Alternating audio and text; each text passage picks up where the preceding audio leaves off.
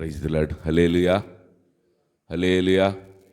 కూడి వచ్చిన సేవకులకి, కమిటీ వారికి ప్రత్యేకంగా నన్ను ఆహ్వానించి నాకు ప్రత్యేకమైన ఈ సమయం ఇచ్చిన ప్రెసిడెంట్ గారికి, కమిటీ వారి అందరికి కూడా నా హృదయపూర్వకమైన వందనాలు. ప్రత్యేకంగా ఇక్కడ మెసేజ్ చెప్పడానికి వచ్చిన సమర్పణరావు గారికి, గుంటూరు నుంచి వచ్చిన అజయ్ పీటర్ పాస్ గారికి, ఇంక మీరందరికి కూడా నా హృదయపూర్వకమైన వందనాలు తెలియజేసుకుంటున్నాను. హల్లెలూయా, హల్లెలూయా. చూడండి, నేను చెప్పేంత మీకంత సీనియర్ నేను కాదు, కానీ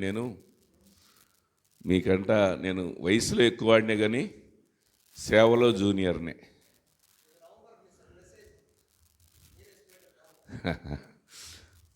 మీకన్నా నేనే జూనియర్ని.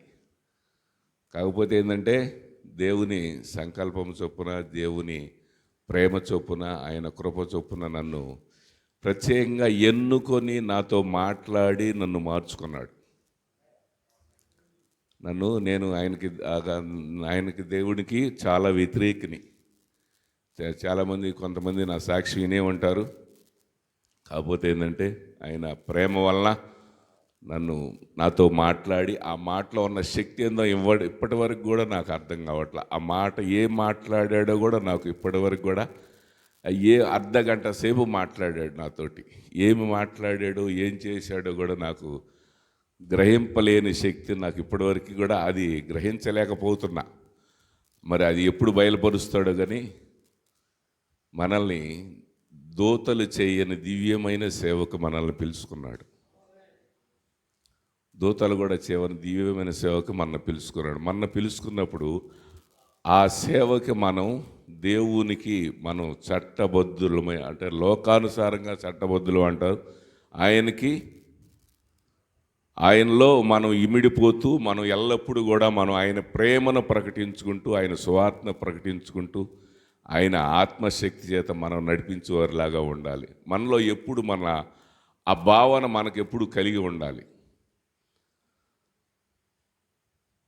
మనము ఎల్లప్పుడూ కూడా ఒక ఐక్యత కలిగి ఉండాలి, ఒక ఆలోచన కలిగి ఉండాలి. ఆలోచన అంటే మనం ఏ విధంగా ప్రవర్తిస్తున్నామా, మన క్రియలు ఎలా ఉంటాయా. ముందు మనం చూసేది ఏంటంటే, అన్ని జనులు మన వైపు చూసేది ఏంటంటే వీరి ఆలోచన ఎలా ఉంటుంది, వీళ్ళ క్రియలు ఎలా ఉంటాయి, వీళ్ళ ప్రవర్తన ఎలా ఉంటుంది. ఇది ముఖ్యంగా మనం చూసేది. మనం చెప్పే మాటలు ఎలా ఉంటున్నాయి. ఒక్క మాట చెప్పి నేను ముగిచేస్తాను. ఒక సమయము చాలా ఎక్కువైంది కనుక ఒకే ఒక్క మాట చెప్పి, నేను నుదురుబాడు, దొండపాడు, సాతులూరు, తర్వాత పిరంగపురం ఈ ప్రాంతంలో పరిచర్య మా ఆదరణకర్త మినిస్ట్రీస్ తరఫున ఈ 4 సంఘాలను నాకు అప్పచెప్పారు కనుక వీటి తరఫున నేను ఇక్కడ ఈ ప్రాంతంలో చేస్తున్నాను కనుక మా నాళ్ళు నాకు సన్నిహితం అయ్యారు. అప్పటి నుంచి ప్రతిసారి, పోయినసారి కూడా పిలిచి చాలాసార్లు ఫోన్లు కూడా చేశాడు, కానీ రాలేకపోయాను. నన్ను క్షమించాలి, ఏమనుకోవద్దు. నాకు కాలుకి కొంచెం చిన్న దెబ్బ తగలటం వల్ల రాలేకపోయాను. ఏంటంటే మన నోటి ద్వారా వస్తున్న మాటలను పట్టే అన్ని జనులు దేవుడిని అంగీకరిస్తారు. మనల్ని కాదు, దేవుడిని అంగీకరిస్తాడు. మీరు దాదాపు చాలామంది చూసి ఉంటారు, నుదురుబోడు చర్చి మీద బాకాలు కట్టి ఉంటాయి. ఆ బాకాల ద్వారా ఒక కుటుంబం ఆ మాటలు విని వాళ్ళు పూర్తిగా విగ్రహారాధికులు, అన్య జనులు. భర్తకి ఎయిడ్స్ రోగం వచ్చింది, భార్య బలహీనరాలు అయ్యింది.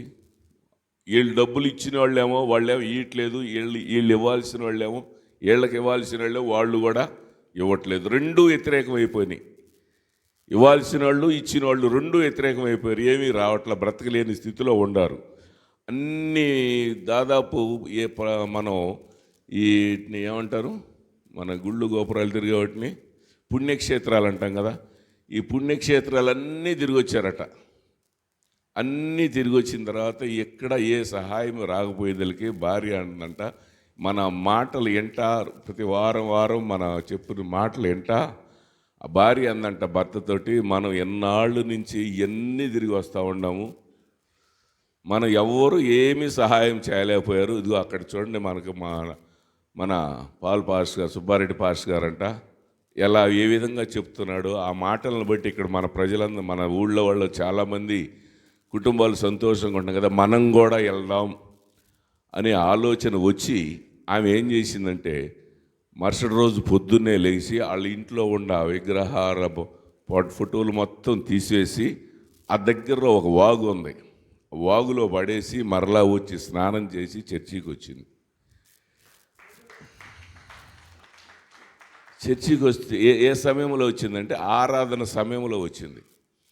ఆరాధనలో అప్పుడప్పుడు నేను కళ్ళు తెరిచి చూస్తూ ఉంటా, ఎవరు ఏమేం చేస్తున్నారా ఏందని. అది మన బాధ్యత కాబట్టి ఎలా ప్రవర్తిస్తున్నారా ఆరాధనలో ఉన్న అప్పుడు నేను కళ్ళు తెరిచి చూస్తూ ఉంటా. చూసినప్పుడు ఒక ఆమె ఏడుస్తూ ఉందో, కొత్తగా వచ్చింది. ఈమె ఎవరు ఎక్కడి నుంచి వచ్చింది, ఆ విధంగా ఏడుస్తుందా అనుకున్నా.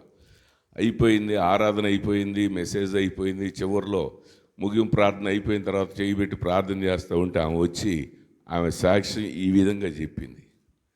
చూడండి, ఏదైనా మన నోటి నుండి వచ్చే మాటల ద్వారానే, మన ప్రవర్తన ద్వారానే మనము దేవుని బిడ్డలుగా మన ఆయన ఎంతగా మనల్ని నమ్మి మనకు ఆ సేవలను అప్పగిస్తున్నాడు.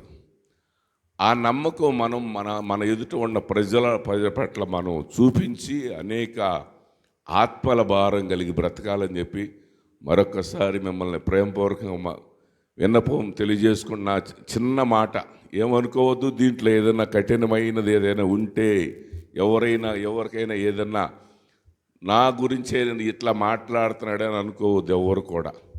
ఇది నా జీవితంలో జరిగింది, అట్లా నాకు ఆత్మల భారం ఇట్లా అప్పచెప్పాడు కనుక మా చర్చికి అలా వస్తున్నారని మీకు చెప్పే, మీరు కూడా అలాగా మన మాటల ద్వారానే ఎదుటి వాళ్ళు మారాలని అందరం కూడా ప్రార్థనాపూర్వకంగా ఉన్నాం. ఈసారి వచ్చినప్పుడు నా పూర్తి సాక్ష్యం చెప్తా. నేను కూడా సేవకు రావాలనే ఆశ నాకు ఎప్పుడు లేదు. నన్ను సావు బతుకుల్లోకి తీసుకెళ్ళి సేవకు సమర్పించుకునే వాళ్ళలాగా నన్ను చేశాడు. కాబట్టి ఈసారి పావనమ్మ గారికి కూడా వందనాలు. ఈసారి వచ్చినప్పుడు అంతా సమర్పణరావు గారికి చాలా మనం అడ్డంగా ఇప్పుడు ఏంటంటే సమయం చాలదు, టైం దగ్గర 12:20 వస్తుంది. కాబట్టి కొద్ది మాటలు మనందరిలో ఫలించునుగాక. అందరము ఆత్మల భారం కలిగి బ్రతుకుదుముగాక. అందరము ఆయన మీదే ఆధారపడి ఆయన వైపే చూసి ప్రతి విషయంలో మన ప్రవర్తన ఏదైనా లోటుంటే మార్చుకుందురుముగాక. కొద్ది మాటలు దేవుడు దీవించి ఆశీర్వదించునుగాక. క్షమించాలన్నా ఎందుకు చెప్దామా? హల్లెలూయా. ఈ పగటి కాలం సేవకుల సదస్సులో Palnadu district Jesus united fast ఫెలోషిప్లో ఉన్న సేవకులందరికీ, అలాగే బయట నుండి ప్రేమతో ఆహ్వానించినప్పుడు వచ్చిన దైవజనులందరికీ మా హృదయపూర్వకమైన వందనాలు. ఈరోజు వర్తమానాన్ని అందించడానికి గుంటూరు మహాపట్నం నుండి వచ్చిన దైవజనులు, అభిషక్తులు పి సమర్పణ గారికి, దైవజనులకి, వారితో వచ్చిన టీం అంతటికి కూడా ప్రత్యేకంగా వందనాలు. ఇప్పటివరకు చక్కగా నడిపించిన మా సెక్రటరీ గారు శ్రీనివాసరెడ్డి గారికి కూడా ప్రత్యేక వందనాలు. మా ట్రెజరర్ గారికి కూడా వందనాలు. వాస్తవాన్ని ఇచ్చాడు. సరే, ఇంకా ఈ సమయంలో దేవుని వాక్యాన్ని మనం వినబోతున్నాం. వాక్యానికి ముందు మన మధ్యలో గుంటూరు మహాపట్నం నుండి వచ్చిన అజయ్పేట పాస్టర్ గారు, రండి పాస్టర్ గారు, క్షమించాలి, పాస్టర్ గారు వచ్చి ఒక పల్లవి 2 చరణాలు, అందరు లేచి నిలబడదామా? ఇప్పుడు దాకా కూర్చొని ఉన్నాం కదా, ఒకసారి అందరు లేచి నిలబడదాం. దయచేసి నా మాట అపార్థం చేసుకోవద్దు. మీకు అందరికంటే చిన్నోడిని నేను. కాస్త నిలవబడితే కాళ్ళు నొప్పులు లేకుండా ఉంటేనే. ఆర్కెస్ట్రా బృందం ఉన్నారా? Praise the lord. ఇటీరీటిగా ఈ ప్రాంతానికి మేము రావటానికి ఆహ్వానించినటువంటి తిమ్మతి గారికి ప్రభు ప్రేమల మా వందనాలు. కూడి చేరిన మీ అందరికి కూడా ప్రేమల వందనాలు తెలియజేసుకుంటూ ఒక పల్లవి 2 చరణాలు పాడుకొని ప్రభు నామాన్ని మహిమపరుచుకుందాం. ప్రత్యేకంగా మా యొక్క ఆదరణకర్త కుటుంబంలో నన్ను కూడా ఒక పాలిభాగస్తులు చేసుకున్నటువంటి ఆదరణకర్త మినిస్ట్రీస్ పాలన్న గారికి కూడా ప్రభు నామంలో నా వందనాలు. ఎడబాయని నీ కృపా నన్ను విడువదు ఎన్నటికీ, యేసయ్యా నీ ప్రేమానురాగం నన్ను కాయును అనుక్షణం, యేసయ్యా నీ ప్రేమానురాగం నన్ను కాయును అనుక్షణం. ఎడబాయని నీ కృపా నన్ను విడువదు ఎన్నటికీ. ఎడబాయని నీ కృపా నన్ను విడువదు ఎన్నటికీ.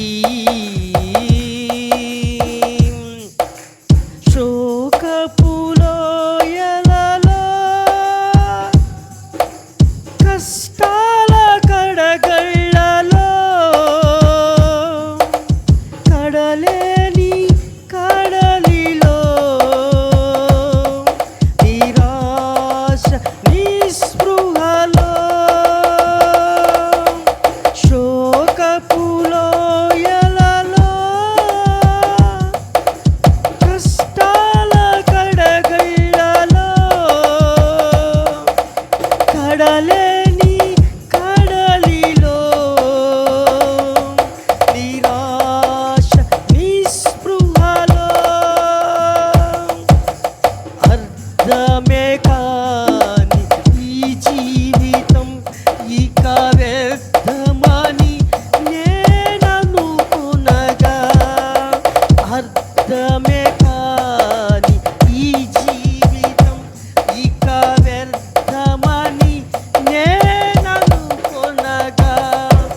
కృపా కనికరము గల దేవా నా కష్టాల కడలిని దాటించితివి. కృపా కనికరము గల దేవా నా కష్టాల కడలిని దాటించితివి. ఎడబాయని నీ కృపా నన్ను విడువదు ఎన్నటికీ. ఎడబాయని నీ కృపా నన్ను విడువదు ఎన్నటికీ. నీ సేవలో ఎదురైనా ఎన్నో సమస్యలలో నా బలమును చూచుకొని నిరాశ చెందితిని. నీ సేవలో ఎదురైనా ఎన్నో సమస్యలలో నా బలమును చూచుకొని నిరాశ చెందితిని. భారమైన ఈ సేవను ఇక చేయలేనని అనుకొనగా.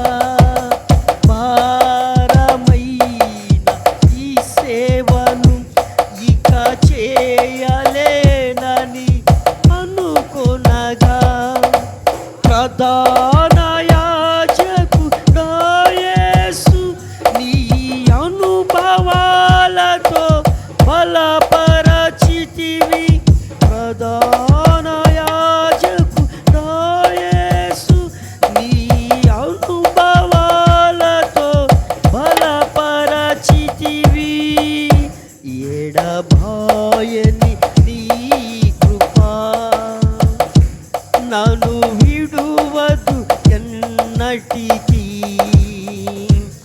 ఎడబాయని నీ కృపా నన్ను విడువదు ఎన్నటికీ. యేసయ్యా నీ ప్రేమానురాగం నన్ను కాయును అనుక్షణం. యేసయ్యా నీ ప్రేమానురాగం నన్ను కాయును అనుక్షణం. ఎడబాయని నీ కృపా నన్ను విడువదు ఎన్నటికీ.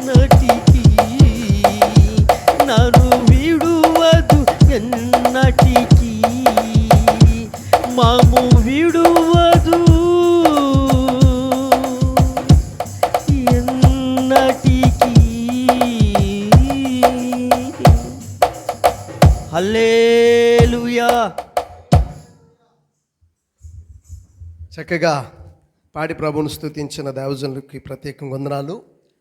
దేవుని వాక్యం కొరకు మరొకసారి ప్రార్థన చేసుకుందాం. పాస్టర్ గారు, పావని పాస్టర్ గారు, స్థానిక సేవకురాలు నా భార్య ప్రార్థన చేసేది. పాస్టర్ గారు ప్రార్థన చేసుకుందాం. మహిమ కలిగిన తండ్రి, మహోన్నతుడైన దేవ, పరిశుద్ధుడైన రాజా, మీకు వందనాలు, స్తోత్రాలు స్తోత్రాలు. అవునయ్యా, సైన్యములకు అధిపతి యొగు దేవా, యెహోవా నా రాజా, నా దేవా, నీకే వందనాలు, స్తోత్రాలు స్తోత్రాలు నాయన. జీసస్, ఈ దినం ప్రభువా, దైవజనులు, అభిషక్తుల్ని మా మధ్యకి నడిపించి సేవకులు, సదస్సులు ఇంతవరకు దైవజనులందరూ పాడి స్తుతించి మళ్ళీ గణపరిచారు నాయన. అవునయ్యా, మా మధ్యకు గుంటూరు పట్టణం నుండి దైవజనుల్ని అయ్యగారిని మా మధ్యకి మీరు తీసుకొచ్చారు. మీ అభిషేకంతో నింపండి, మీ ఆత్మతో నింపండి. ఆత్మదేవ మంటిగట్టమను మహిమైశ్వర్యంతో నింపి మీ గొప్ప ఆత్మ ప్రత్యక్షతను మాకు అనుగ్రహించమని ప్రార్థిస్తున్నాం తండ్రి. ప్రతి దైవజను యుద్ధ సన్నద్ధులుగా, వీరులుగా, దేవుని రాజ్య సైనికులుగా మీరు బలపరిచి మీ ఆత్మచేత నింపి వాడుకోండి నాయన. దేవా, ఈ కడవరి దినాల్లో మీ ఉజ్జీవంతో నింపండి ప్రభువా. ఆత్మల భారం ఇవ్వండి, హృదయములో వైరాగ్యం ఇవ్వండి నాయన. దుష్టుని నరక శక్తులను జయించి క్రీస్తు రాజ్య స్థాపకులుగా నా తండ్రి భూమి మీద పనిచేయటానికి నీ దాసులకి, దాసురాళ్ళకి నీ అభిషేకంతో మీ వాక్యము ద్వారా నాయన ఉజ్జీవాన్ని కలుగు చేసి బలపరిచి నిలబడిన నీ దాసుని మీ బలమైన ఆత్మతో నింపి వాడుకొని మీరు మహిం పొందమని యేసయ్య దివి నామములు అడిగి పొందుకొని ఉన్నాం తండ్రి. ఆమేన్. అందరు దయచేసి కూర్చుందాం. ఇంకా ఆలస్యం చేయక ఖచ్చితంగా గడియారాలు 3 గడియారాలు 12 గంటల సమయంలో మన మధ్యలో దేవుని వర్తమానాన్ని అందించడానికి గుంటూరు మహాపట్నం నుండి దైవజనులు, అభిషక్తులు మన మధ్యలో ఉండటం చాలా సంతోషం. దేవుడు వారిని క్షేమంగా తీసుకొచ్చినందుకు 2 చేతులు పైకెత్తి హల్లెలూయా చెప్దామా? హల్లెలూయా. ఈ సమయంలో వారిని ప్రేమతో ఆహ్వానిస్తున్నాం. దయచేసి దైవజనులు వస్తుండగా ప్రభువును గణపరుద్దాం.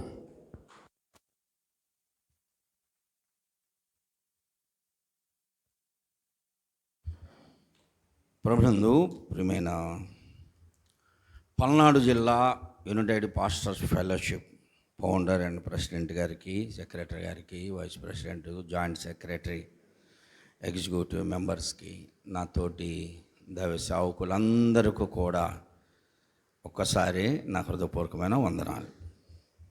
ఒక్కొక్కరుగా చెప్పుకుంటా పోతే సమయం సరిపోదు.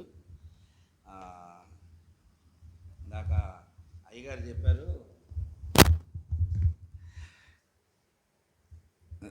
అయ్యగారు చెప్పారు, మా గుంటూరులో మంచి స్పీకరు, మా ఏరియాలోకి వచ్చి మాకు స్పీకర్, మంచి స్పీకరు రెపకక్క అన్న వీళ్ళంతా, ఇప్పుడు ఇందా పాట పాడారే అజయ్ గారు, వీళ్ళంతా ఎక్కువగా మీటింగ్స్ పెట్టి అన్నను పిలిచి చెప్తూ ఉంటారు. ఇక్కడ ఉన్నటువంటి వారిలో చాలామంది అన్న చెప్పినట్టు వయసులో చిన్నోళ్ళు ఉండొచ్చు. నా వయసు 56 సంవత్సరాలు. 56 సంవత్సరాలు. 30 సంవత్సరాల వ్యక్తిగత సేవానుభవం ఇండివిజువల్గా, ఒక 10 సంవత్సరాలు స్వార్థికునిగా, అంటే 40 సంవత్సరాలు, ఒక 5 సంవత్సరాలు పరిచారకునిగా, అంటే మందిరం ఓడవడం, కడగడం, సాపలు మోయడం, ఒక 5 సంవత్సరాలు, స్వార్థికునిగా ఒక 10 సంవత్సరాలు, సేవా పరిచర్య ఒక 30 సంవత్సరాలు. అందుకనే వయసులో పెద్దోడని చెప్పాను. కానీ ఇక్కడున్నటువంటి వారిలో వాక్యానుభవం కలిగిన వారు చాలామంది ఉన్నారు. మా కాలపు వాక్యాలు, మా పాత తరం వాక్యాలు ఇవన్నీ ఇప్పుడు ఎవరికి పనికిరావు. ఇప్పుడు అందరూ యూట్యూబ్ దొంగలు, గూగుల్లో చూసుకోవడం, యూట్యూబ్లో. మేము బైబిల్ ఒక్కటే ఉండేది నాకు, రెఫరెన్స్ బైబిలు.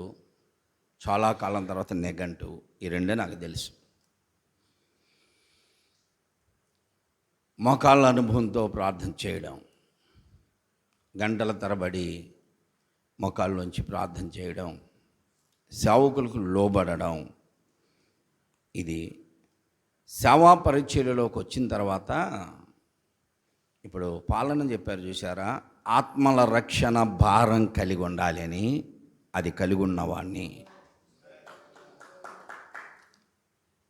అసలు మన ప్రెసిడెంట్ గారికి ఇంత పెద్ద చర్చి అంటే గుంటూరులో మాకు లేదు.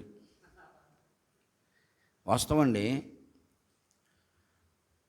నాకు 5 నుండి 600 లోపు విశ్వాసులు ఉన్నారు. 500 నుండి 600 మంది విశ్వాసులు ఉన్నారు. 128 కుటుంబాలు సంఘ సభ్యులుగా ఉన్నారు. కానీ నాకు ఇంత పెద్ద చర్చి లేదు. ఇందులో ఒక భాగమే నాది చర్చి. ఈ ప్రాంతంలో ఇంత మంచి చర్చినిచ్చి దేవుడు అన్యజనాంగము మధ్య సేవా పరిచర్య చేస్తున్నారంటే దేవునికి మహిమది. దేవునికి స్తోత్రం. పాలన చెప్పాడు ఇందాక, మన మాటలు విని ప్రజలు ఆకర్షించబడాలి. మన మాటలు విని ప్రజలు ఆకర్షించబడాలి. నాకంటే సీనియర్స్ వాక్యాల్లో మంచి టాలెంట్ కలిగినటువంటి వారు, దేవుడిచ్చిన తలంతులు కలిగిన వారు ఉన్నారు. మీ ముఖాలు చూస్తే నాకు తెలుసు. మీలో పాస్టర్స్ ఉన్నారు, రెవరెండ్లు ఉన్నారు, బిషప్లు ఉన్నారు. ఈ మధ్య చేసుకుంటున్న డాక్టర్ డిగ్రీలు కూడా ఉన్నాయి. ఇంతమంది ఉన్నారు. నేనేదో పెద్ద ప్రసంగికునని నన్ను పిలవాల అన్న, తమ్ముడు నన్ను పిలవాల అన్న అనకూడదు. దైవ వర్తమానం ఫెలోషిప్లో ఉన్నటువంటి మనందరం, ఇందాక ఏమిటంటే పాస్టర్ ఫెలోషిప్లో ఉన్నారు అందరని చెప్పాడు కదా, మేమందరం యునైటెడ్ పాస్టర్ ఫెలోషిప్ గుంటూరులో ఉన్నటువంటి వారమే. అయ్యగారి యొక్క ఆత్మీయ తండ్రి దండెల దేవసహాయం గారు కానీ, విఆర్కే మూర్తి గారు రైల్వే స్టేషను అవతల ఆర్ఆర్కే మూర్తి గారితో కలిసి మా నాన్నగారు మేము వచ్చేవాళ్ళం. గుంటూరు పట్టణంలో గడ్డం డేవిడ్ గారు అంటే మా నాన్నగారు పల్లిపోగు డేవిడ్ గారు. గడ్డం ఉండేది, అంగి వేసుకొని ఆ రోజుల్లో గుంటూరు జిల్లాలో సేవా పరిచర్య చేసేవాడు. ఆ సమయంలో ఆర్ఆర్కే మూర్తి గారిని గుంటూరు పట్టణంలో మీటింగ్స్కి పిలిస్తే బెజవాడ జాకోబు గారు మా నాన్నగారు. దేవుని కృప ఏంటంటే నాకు ఇచ్చిన ధన్యత, అపోస్తలుడు మాసిలామణి గారు ఎదురు కూర్చొని వాక్యం విన్న ధన్యత దేవుడు నాకు ఇచ్చాడు. బ్రదర్ భక్త్ సింగ్ గారు ఎదురు కూర్చొని వాక్యం వినే ధన్యత నాకు ఇచ్చాడు. మీలో చాలామంది భక్త్ సింగ్ గారిని చూసుంటారు, కానీ మంచాన పడ్డప్పుడు చూసుంటారు. మేము సండే స్కూల్ పిల్లలం అప్పుడే భక్త్ సింగ్ గారు మెసేజ్ చెప్పడం విన్నాను నేను. ఆర్ఆర్కే మూర్తి గారు ఎదురు కూర్చొని వర్తమానాలు విన్నాను. కె ఇజ్రాయేల్ గారు విజయవాడ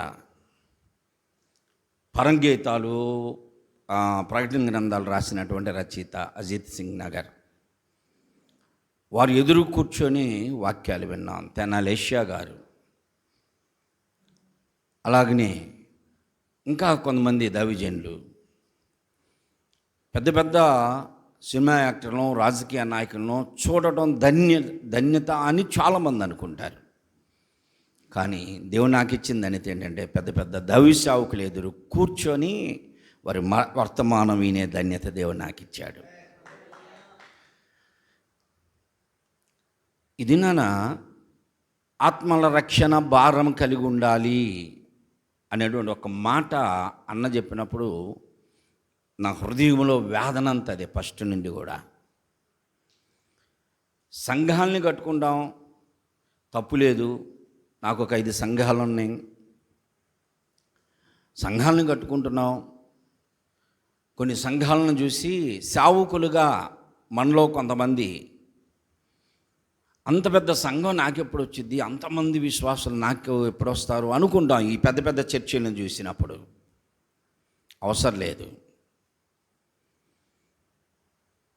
ఒక కాపరి ఎన్ని గొర్రెలను కాయగలడో తన శక్తి అన్ని గొర్రెలనే గాయాలి.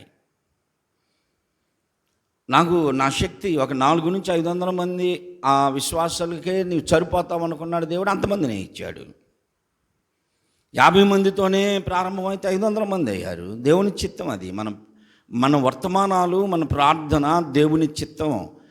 అనేక మంది సిద్ధపడతారు. గుంటూరులో అంటే మీ అందరికీ తెలుసు ఎంత పోటీ ఉంటుందో తెలుసా సేవా పరిచర్యలో. ఒక పక్కమో హోసన్నా మినిస్ట్రీ, ఒక పక్కేమో సతీష్ కుమార్ గారు, ఒక పక్కేమో రెపకక్క, ఒక పక్కేమో పోటీ మాకు, ఒక పక్క మ్యాచీస్ గారు, ఒక పక్క దీవెని గారు. ఇవన్నీ చుట్టుపక్కల మా పేటలోకి వచ్చారనుకోండి, ఇప్పుడు ఏ గ్రామం పోయినా ఏ పట్టణం పోయినా అక్కడ లూథరన్ మిషన్ ఉంటుంది, బాప్టిస్ట్ ఉంటుంది. ఈ రెండు పూర్వకాలం నుంచి ఉన్నాయి. కానీ ఇప్పుడు హోసన్న ఉంటుంది ఒక పక్కన, ఇంకొక పక్కనేమో ఆదరణకర్త ఉంటుంది. మందిరాలు లేకపోయినా పర్వాలా, కనీసం ఇళ్ళలోనన్నా జరుపుకుంటున్నారు. ఇంకొక పక్కేమో కృపా మినిస్టర్ ఉంటుంది. ఇప్పుడు తండ్రి సన్నిధి కూడా వచ్చేసింది. అన్నీ పోటీలే. సరే గ్రామంలో అలాగ ఉన్నారులే అనుకుంటే, లోపలికి వెళితే లైన్కి ఒక చర్చి ఉంటుంది, 2 ఉంటున్నాయి. ఆ చివరి ఒకలో ఇంటి మీద జరుపుతుంటారు, ఈ చివరి ఒకళ్ళు ఇంటి మీద జరుపుతుంటారు. చాలామంది అయ్యా కోత విస్తారంగా ఉంది, పని వారిని పంపించని ప్రార్థన చేస్తున్నాను. నువ్వు పనివాడు కదా, మనం పనివాళ్ళం కదా, పని వారిని పంపించండి అని ప్రార్థన చేయబాకండి. ఇక పనివారు ఎక్కువైపోయారు, మనందరం పనివారమే. ఒక డిస్టిక్లో ఒక పాస్టర్ ఫెలోషిప్ వచ్చిందంటే 2వ సంవత్సరానికి 2 అవుతున్నాయి. అందులోంచి మళ్ళీ ఇంకొకరు 3వది అవుతుంది. ఇలా చీలిపోతున్నారు. పైన మాత్రమే మనకు టైటిల్ ఉంటుంది, సహోదరులు ఐక్యత కలిగి నివసించాలి అని. ప్రెసిడెంట్ గారు ఒక సంవత్సరం చేసి 2వ సంవత్సరం మళ్ళీ ఆయనే ప్రెసిడెంట్ అన్నారనుకో, మన టర్మ్ ఉంటుంది 1, 2, తర్వాత ఎగలేగిద్ది అనమాట. అక్కడి నుంచే ఇక ఆయనే చేయాలా, ఏం లేరు అనుకుంటే ఇవన్నీ జరుగుతున్నాయే. ఇన్ని ఫెలోషిప్లు ఉన్నా మనందరం కూడా జత పని వారము. మనందరిలో ఐక్యత ఉండాలి. గుంటూరులో ఒక సహవాసం ఉండొచ్చు, నర్సాపేటలో ఒకటి ఉండొచ్చు, సత్తెనపల్లిలో ఒకటి ఉండొచ్చు. మన ఆంధ్రప్రదేశ్లో ఎన్ని సహవాసాలు ఉన్నా మన సహవాసాలన్నీ కూడా సహోదరుల ఐక్యత కలిగి ఉండడమే. ఇది చాలా శ్రేష్టమైంది. ఒక కథ చెప్పి మీ అందరికీ తెలిసిందే గుర్తు చేస్తా, మీరు నాకు ఆ కథ చెప్పండి, వాక్యంలోకి వెళ్దాం. వాక్యం చెప్పకుండా సోది ఎందుకు పాస్టర్ గారు అనుకుంటున్నారా? మనందరికీ తెలిసిన కథ ఒకటి ఉంది. చిన్న పిల్లలకి కూడా మనం అదే చెబుతాం, మనం కూడా అదే నేర్చుకున్నాం ఇప్పటిదాకా. ఒక రాజు గారికి ఎంతమంది కొడుకులు తెలిసిందేగా. ఒక రాజుగారికి 7 కొడుకులు. పిల్లలకి చెబుతాం మనం, ఇప్పుడు ఎవరు చెప్పట్లేదండి. ఒకప్పుడేమో పిల్లలు నిద్రపుచ్చాలంటే కథలు చెప్పి నిద్రపుచ్చేవాళ్ళు, అన్నం తినాలంటే కథలు చెప్తా తినిపించేవాళ్ళు. ఇప్పుడే ఉంది సెల్ ఫోన్ ఇస్తే ఆ ఫోన్లో చూసుకుంటూ ఉంటారు, వీళ్ళు తింటూ ఉంటారు, అయిపోయింది. ఒక రాజుగారికి 7 కుమారులు, 7 కొడుకులు. 7 వేటకెళ్ళారు. ఇంతవరకు చాలా బాగుంది కథ.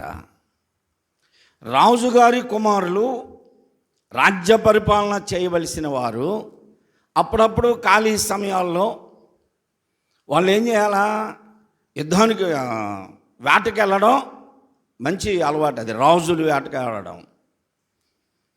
రాజులు వేటకు వెళ్ళడం, సింహాలని, పులుల్ని, క్రూర జంతువుల్ని, సాధు జంతువుల్ని వేటాడి తీసుకొస్తే వారికి ఘనత, గొప్పతనం. ఈ రాజుగారికి ఉన్న 7 కుమారులు వేటకెళ్ళారు. కానీ వారు వెళ్ళింది ఏ వేటకెళ్ళారు? అడవిలోకి వెళ్ళలా, ఆ ఊరి పక్కనున్న ఏదో కొలంలోకో కొంటలోకో పోయి చేపలు పడుతున్నారంట. అసలు ఏమన్నా అర్థం ఉంది ఆ కథకి? రాజుగారి కొడుకులేంటి, వేటకు పోయేటప్పుడు వెల్లంబులు, ఖడ్గాలు, బడిసెలు ఇది తీసుకొని వెళ్ళాలి. కానీ వీళ్ళు వెళ్ళారు. వెళ్ళేవాళ్ళు కూడా 7 యాటకి సింహాలను వేటాడడం కాదు, ఏదో చెరువు దగ్గర.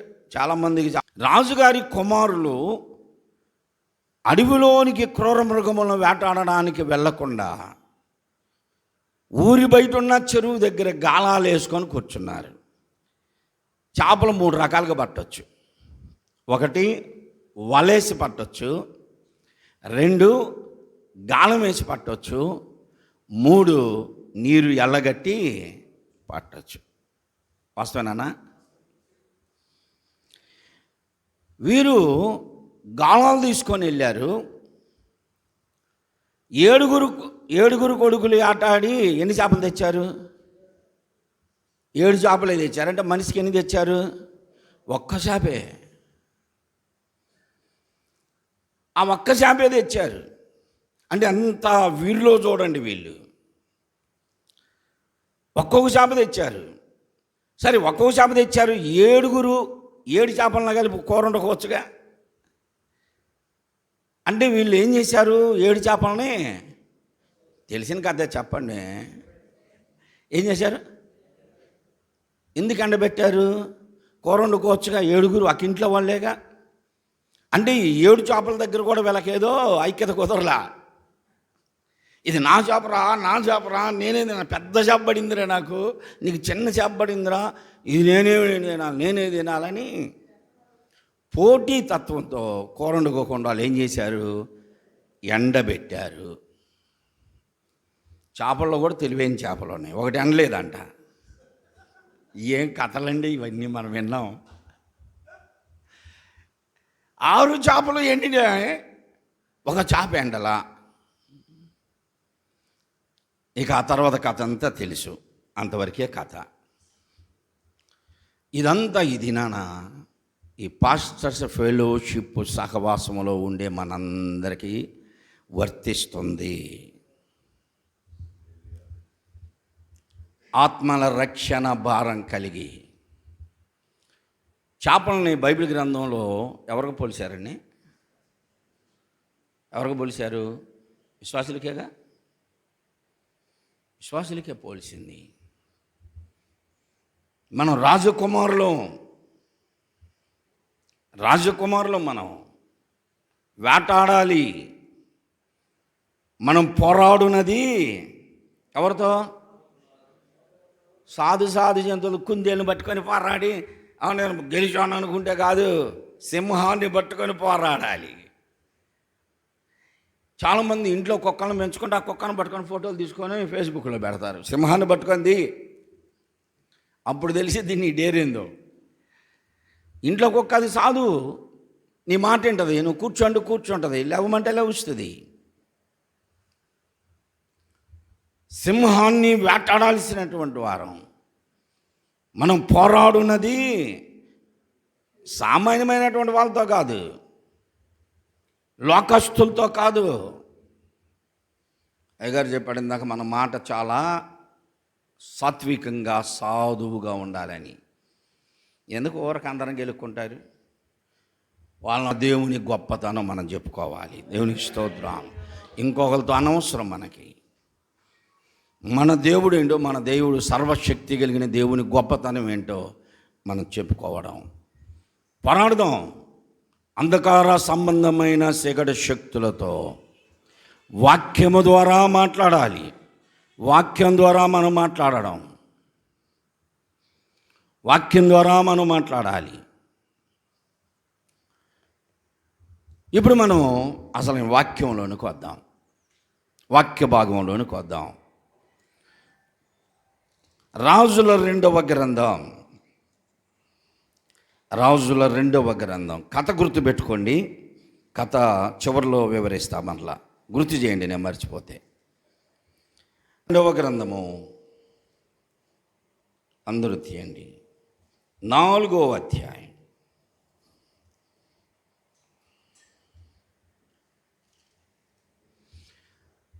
చాలు, తీశారు కదా.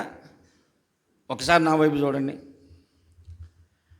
మీరు సేవలోకి వచ్చిన తర్వాత ఈ వాక్యం నేను ఇప్పటి వరకు చెప్పలేదండి అనే వాళ్ళు ఎవరు ఉన్నారా?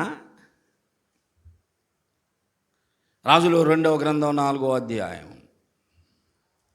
నేను చెప్పలేదయ్యా అనేవాళ్ళు ఎవరు ఉండరు, ఎన్నోసార్లు చెప్పుంటారు. సేవలోకి రాకముందు విశ్వాసులుగా ఉన్నప్పుడు 100 సార్లు వినుంటారు. ఎంతోమంది సేవకులు చెప్పగా వినుంటారు. ఎందుకో దేవుడు నన్ను ఇవాళ అదే చెప్పమన్నాడు. మీకు తెలిసిందే, తెలియదేం కాదు.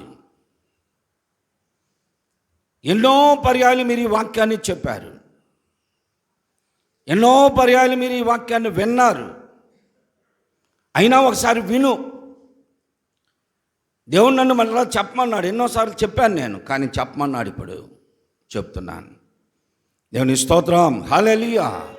ఒక్క విషయం నాకు నచ్చదండి. అక్కడ పాస్టర్స్ ఫెలోషిప్లో సెక్రటరీ గారు, మీరు ట్రెజరర్ గారు, సెక్రటరీ గారు, పాస్టర్ ఫెలోషిప్లో కానీ ఎక్కడైనా నాకు నచ్చింది ఏంటంటే, అంటే మీ దగ్గర కాదండి, ఇక్కడ చాలా మంచిది. ఎందుకంటే 12 అంటే 12 గంటలకల్లా నేను వచ్చాను, మీరు అందరూ రెడీగా ఉన్నారు. ఆ తర్వాత వచ్చిన వాళ్ళు ఎవరు లేరు. సమయం అంటే సమయం పాటించారు. మీ నాయకులు అంత బాగా నడిపిస్తున్నారని నేను గుర్తించా. దేవుని స్తోత్రం. అలా ఉండాలి. సమయం అంటే సమయం. ఎక్కడికి వెళ్ళినా సరే పాస్టర్ ఫెలోషిప్లో కానీ ఎక్కడైనా పాస్టర్స్ చేరితే వాళ్ళు చేసే 2 విషయాలు నాకు నచ్చం. ఏంటంటే, ఎదుటివారు ఎవరైనా వాక్యం చెప్తుంటే వీళ్ళు సెల్ ఫోన్లు చూసుకుంటా కూర్చుంటారు. రెండవది, అప్పుడు ఇక బైబిల్ తీసి చదువుతూ ఉంటారు. ఇవి 2 మంచివి కాదు. ఎందుకంటే మనమే ఎన్నోసార్లు సంఘాల్లో ఖండిస్తామా లేదా? ఎవరైనా ఫోన్ చూస్తుంటే ఫోన్లు ఆపేసేయండి అంటాం కదా. మరి ఇప్పుడు ఎందుకు మనం ఎవరైనా వాక్యం చెబుతుంటే ఫోన్లు చూసుకుంటా ఉంటామంటే, ఈ వాక్యం నేను ఇంతకుముందు 20 సార్లు చెప్పానులే, ఇంకెందుకు, ఈ వాక్యం నేను ఎన్నోసార్లు చెప్పానులే అని బైబిల్ చదువుకోవడం. లేదంటే కొంతమంది ఇంకొక మంచి అలవాటు ఉంటుంది. ఏంటో తెలుసా? వీళ్ళకి పొద్దున్నే నిద్రలాగోగానే ఫోన్ చేసి అన్నీ షేర్ చేయటం, వాట్సాప్లో పెట్టడం, ఇవన్నీ చేస్తుంటారు. అది చేయకుండా ఉన్నారని ఇక్కడ కూర్చొని వీళ్ళకి లైకులు కొట్టడం, అవి చేయడం, ఇవి చేయడం, ఇవన్నీ ఎక్కడ చేస్తారు? చర్చిలోనే చేస్తుంటారు. ఇది మంచి పద్ధతి కాదు. నీ ఎదురు ఎవరున్నా సరే వాళ్ళు చెప్పే మాట ఏమిటో నువ్వు వింటేనే అర్థమైంది. ఖచ్చితంగా వినండి. ఈ అధ్యాయము, ఈ వాక్య భాగం ఎన్నోసార్లు చెప్పాం మనం. మరొక పర్యాయం విందాం. తెలిసిన విషయమే. ఇప్పుడు చదువుతాను, అందరు బైబిల్ చూడండి. 4వ అధ్యాయము. అంతట ప్రవక్తల శిష్యులలో ఒకని భార్య, నీ దాసుడైన నా పెనిమిటి చనిపోయెను, అతడు యెహోవా యందు భక్తి గలవాడై ఉండెనని నీకు తెలిసే ఉన్నది. ఇప్పుడు అప్పులు వారు నా 2 కుమారులను తమకు దాసులుగా ఉండటకే వారిని పట్టుకొని పోవటకు వచ్చి ఉన్నాడని ఎలీషాకు మొరపెట్టాను. ప్రభునందు ప్రియమైన సహోదరి సహోదరులారా, తోటి దైవ సేవకులారా, అనేక మంది ఈ స్థలంలో ఉన్నారు. ఒక స్త్రీ దైవజనుడి దగ్గరకు వచ్చింది. నీ దాసుడు నా పెనిమిటి చనిపోయాడు, ఇప్పుడు అప్పులు బయటపడ్డాయి. అప్పులు ఇచ్చినటువంటి వారు ఆ రోజుల్లో ఉన్నటువంటి రూల్స్ ప్రకారం ఏంటంటే, ఇప్పుడు మనం ఏదైనా బైక్ తెచ్చుకున్నాం, కారు తెచ్చుకున్నాం, లేకపోతే ఏదైనా తెచ్చుకుంటే కిస్తీలు కట్టకపోతే ఏం చేస్తారు? వాళ్ళు ఆ వస్తువులను తీసుకొని వెళ్ళిపోతారు, కారో బైకో ఏదో. ఆ రోజుల్లో ఏంటంటే, బాకీ కట్టకపోతే, అప్పు తీర్చలేకపోతే వారి ఇంట్లో ఉన్నటువంటి వారిని బానిసలుగా తీసుకుపోతారు. ఇది జరుగుతుందయ్యా అని మొరపెట్టుకుంది. ఇందులో 3 విషయాలు మనం గమనించుదాం. మొదటిగా, ఇప్పుడు ఈమె వచ్చినామె భర్త ఎవరు? నీ దాసుడు నా పెనిమిటి అంటుంది. ఆయన ఎవరు అసలు? రెండవది, ఆయన ఎందుకు అప్పులు పాలయ్యాడు? మూడవది, మనందరికీ తెలిసిందే, ఆమె అప్పులు ఎలా తీర్చబడ్డాయి. మొదటిగా ఆయన ఎవరో మనం చూద్దాం. అసలు అప్పులు ఎందుకు అవుతాయో చూద్దాం. అప్పులయ్యే ఆ పరిస్థితులు ఏమిటి? మనకు తెలుసు ఎందుకు అప్పులు అవుతాయో. అప్పులు ఎందుకు అవుతాయో చూసి మొదటి భాగంలోనికి వెళదాం. అప్పులు ఎందుకు అవుతాయి? అప్పులు ఎందుకు అవుతాయి అంటే 3 విషయాలు మరలా అందులో. మొదటిది, మన రాబడి కంటే ఎక్కువ అవసరతలు ఉన్నప్పుడు అప్పులు అవుతాయి. రాబడి కంటే అవసరతలు ఎక్కువ ఉన్నప్పుడు అప్పులు అవుతాం. రెండవది, మన రాబడి కంటే ఎక్కువగా ఆడంబరాలు చేస్తే అప్పులు అవుతాం. మొదటిది ఏంటి చెప్పనే? మన రాబడి కంటే అవసరతలు ఎక్కువ ఉంటే. ఎలాగా? ఇప్పుడు పాస్టర్లుగా మనకి అందరికీ తెలుసు, ఒకప్పుడు నేను లోదంలో ఉన్నప్పుడు నాకు జీతం ఇచ్చేవాళ్ళు, నెల జీతం ఇచ్చేవాళ్ళు. ఇంటి రెంట్ ఉండేది, పిల్లలకి ఏదో స్కూల్ ఫీజులు ఇచ్చేవాళ్ళు. బాగా హాస్పిటల్ ఖర్చులు ఏదన్నా పెరిగిపోతే వారిచ్చే చాలదో సంస్థ వాళ్ళు ఇచ్చేది. న్యూ అపోస్తలిక్ చర్చ్ అని అందులో ఉన్నాం, వారిచ్చే చాలా మెడికల్ బిల్లు, పిల్లలకి స్కూల్ బిల్లు చాలదు, హౌస్ రెంట్ లేదు, కరెంట్ బిల్లు లేదు, ఏమి లేకపోయినా ఇల్లు ఇచ్చినా ఇవి సరిపోయేవి కావు. కారణం ఏంటంటే ధాన్యం ఇచ్చేవాళ్ళు. ఉన్న విశ్వాసాలంతా ధాన్యం ఇవ్వాలంటే సేవ ప్రారంభంలో ధాన్యం ఇచ్చేవాళ్ళు, డబ్బులు ఉండే కాదు. మా నాన్నగారి టైంలో కూడా భోజనానికి అల్లాడిన రోజులు ఉన్నాయి. మేము పస్తులుండి సేవా పరిచర్య చేశాం. కష్టాలతో, కన్నీటితో ఉపవాసాలు, జాగరణలు చేశాం. ఈరోజు సేవకి అప్పటి సేవకి చాలా తేడా ఉంది. నిజం నేను చెప్పేది ప్రియా సహోదరులారా, నా తోటి దైవజనులారా, ఈరోజు మీరు చేస్తున్న సేవ సుఖవంతమైనటువంటి సేవ, సౌకర్యవంతమైన సేవ చేస్తున్నారు.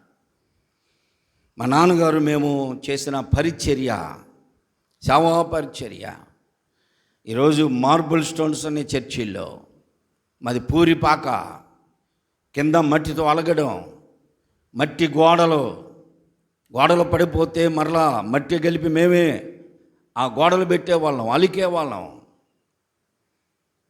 ఏ తాగు సాపలో గ్యాస్ లైట్లు, ఇది మా పరిచర్య. అక్కడికి వెళితే ఎంత కష్టతరమైనటువంటి పరిచర్య. రాళ్ళల్లో మోకరించి, ముళ్ళల్లో మోకరించి, సౌకర్యవంతము లేని స్థలాల్లో చేసిన పరిచర్య అది. అలాంటి సమయాల్లో మేమంతా చదివింది మున్సిపల్ స్కూల్లోనే. ఈరోజు మన పిల్లల్ని అంటే మా పిల్లలు కూడా మళ్ళా మున్సిపల్ స్కూల్ వెళ్ళండి, మీ పిల్లల్ని ఎక్కడ చదివించాలనుకుంటారు? మన పిల్లలు ఎక్కడ ఉండాలనుకుంటారు?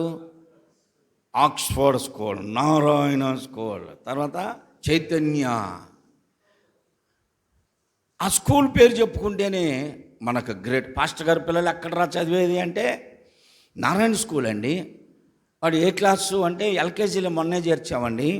ఫీజు ఎంత కట్టారండి అంటే 30,000 అండి. 30,000, 40,000. నీకు ఆదాయం ఉందా? చర్చిలో ఆదాయం లేదే. ఇప్పుడు ఉన్నటువంటి విశ్వాసాలు అలాంటి వాళ్ళు తెలుసా? డిస్పోజబుల్ గ్లాసులు అంటే వాళ్ళు, నిండుగా నీళ్ళు పోసి లూజుకు పట్టుకున్నా పడిపోద్ది. ఆ గ్లాసుని గట్టిగా పట్టుకుంటే పైనుంచి నీళ్ళు పోతాయి.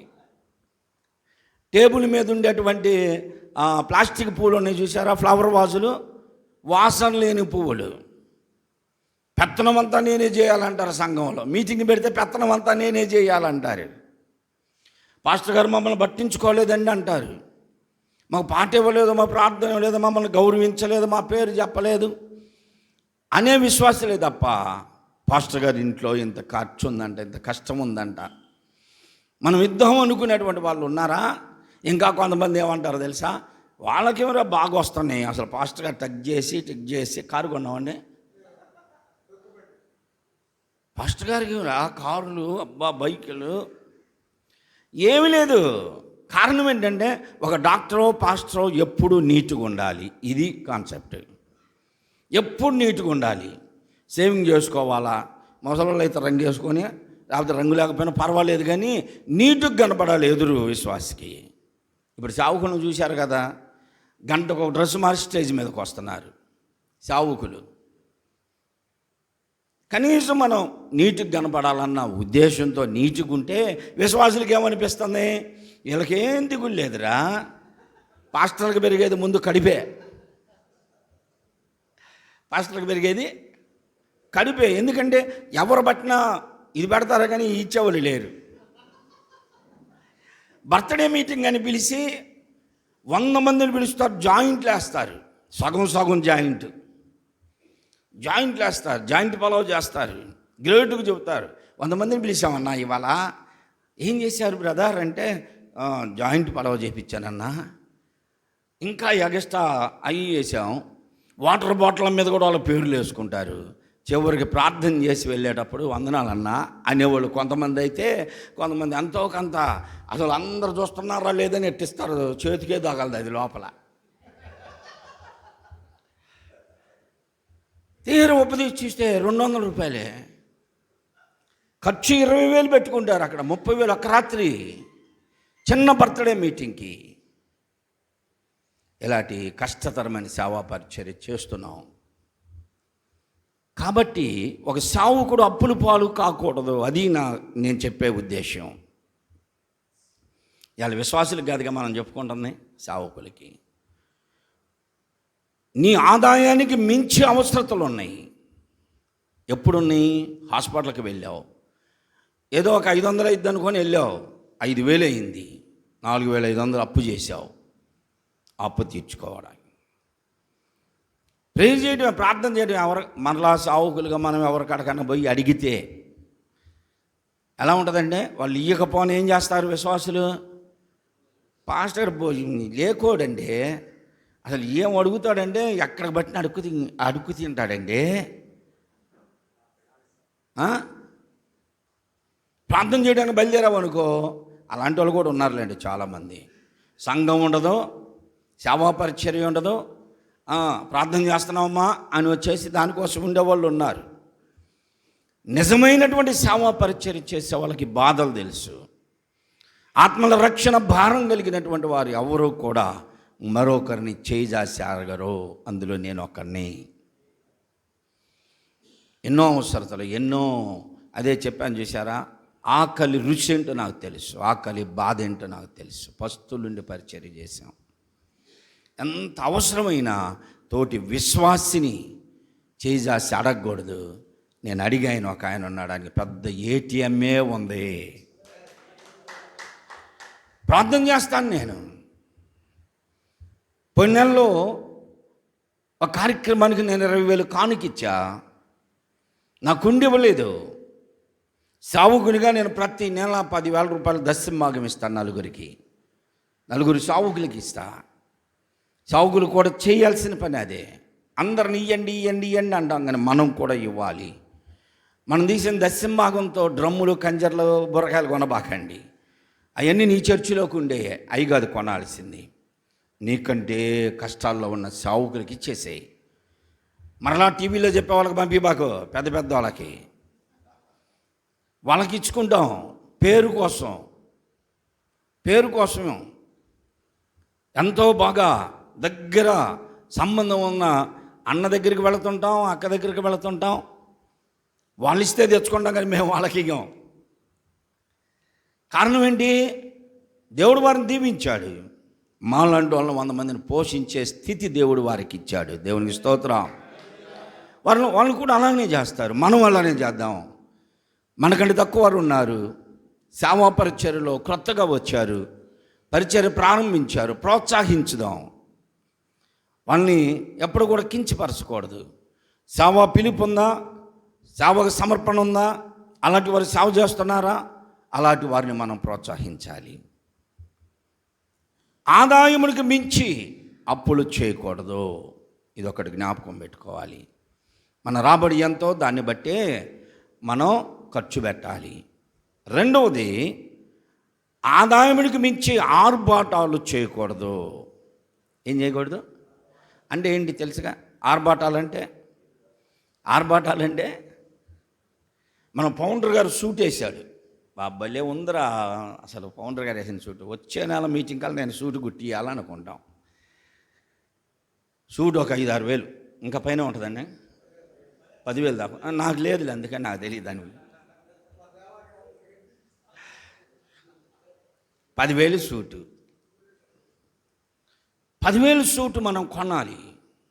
ఉండడం మంచిదే, తప్పు లేదండి, తప్పు అంటలేదు నేను. మరలా దాన్ని మీరు వక్రీకరించొద్దు. ఉండటం తప్పే, కానీ పోటీ తత్వం మీద తీసుకోకూడదు. దేవుడిస్తే విశ్వాసులను ప్రేరేపింపజేసి, నాకు ఎలా వస్తాయో తెలుసా? నా దగ్గర కూడా కోట్లు ఉన్నాయి. అంటే డబ్బులు కాదండి, వేసుకునే కోట్లు. సంఘంలో ఎవరో మ్యారేజ్ పెట్టుకుంటారు పిల్లలకి, పాస్టర్ గారు బజార్ వెళ్దాం అంటారు, షాపుకి తీసుకెళ్ళి ఆదిలు తీసుకోండి అంటారు, ఆదిలు ఇచ్చేసి వస్తా, సూడి తెచ్చిస్తారు ఇంటికి. అలా ఉన్న వాళ్ళు ఉంటే పర్వాలా. పోటీతత్వంగా ఎవరో సూట్లు గుట్టించారు, మనం చేశారు, అయ్యే వేయాలి, మనకు అనవసరం. మన స్థితి, మన స్తోమత, మన ఆదాయం, మన పరిచర్య, మన విశ్వాసులు, మన సంఘం, మన దృష్టి అంతా దీని మీదే ఉండాలి. అప్పుడు మన సేవా పరిచర్య మీదే మనకు ఉంటుంది, కానీ మనం వేరే వాళ్ళని ఎవరిని కూడా చూడకూడదు. మా నాన్నగారు మీటింగ్స్ పెడతా ఉంటే ఏసన్న గారు వచ్చి పాటలు పాడుతూ ఉండేవారు. లేమన్లలో ప్రతి నెల 10వ తారీఖున ఆన్లైన్ ప్రేయర్ పెట్టే సమయంలో ఏసన్న గారు నేను వెళ్ళే మార్గం రాసి నేర్పించే సమయంలో నేనున్నాను. అక్కడ మీటింగ్స్కి డేట్స్ తీసుకురావడానికి వెళ్ళాను. మా నాన్నగారు నేను వెళితే, తమ్ముడు ఏం చేస్తున్నావు నువ్వు అన్నాడు. నాన్నతోనే వెళ్తున్నానన్నా పరిచర్యకి అన్నా. నా చిన్నప్పటి నుంచి ఒక అలవాటు, నాకు బెల్ట్ లేకపోయినా మొలతాడేసి ఇన్సెట్ చేయటం అలవాటు.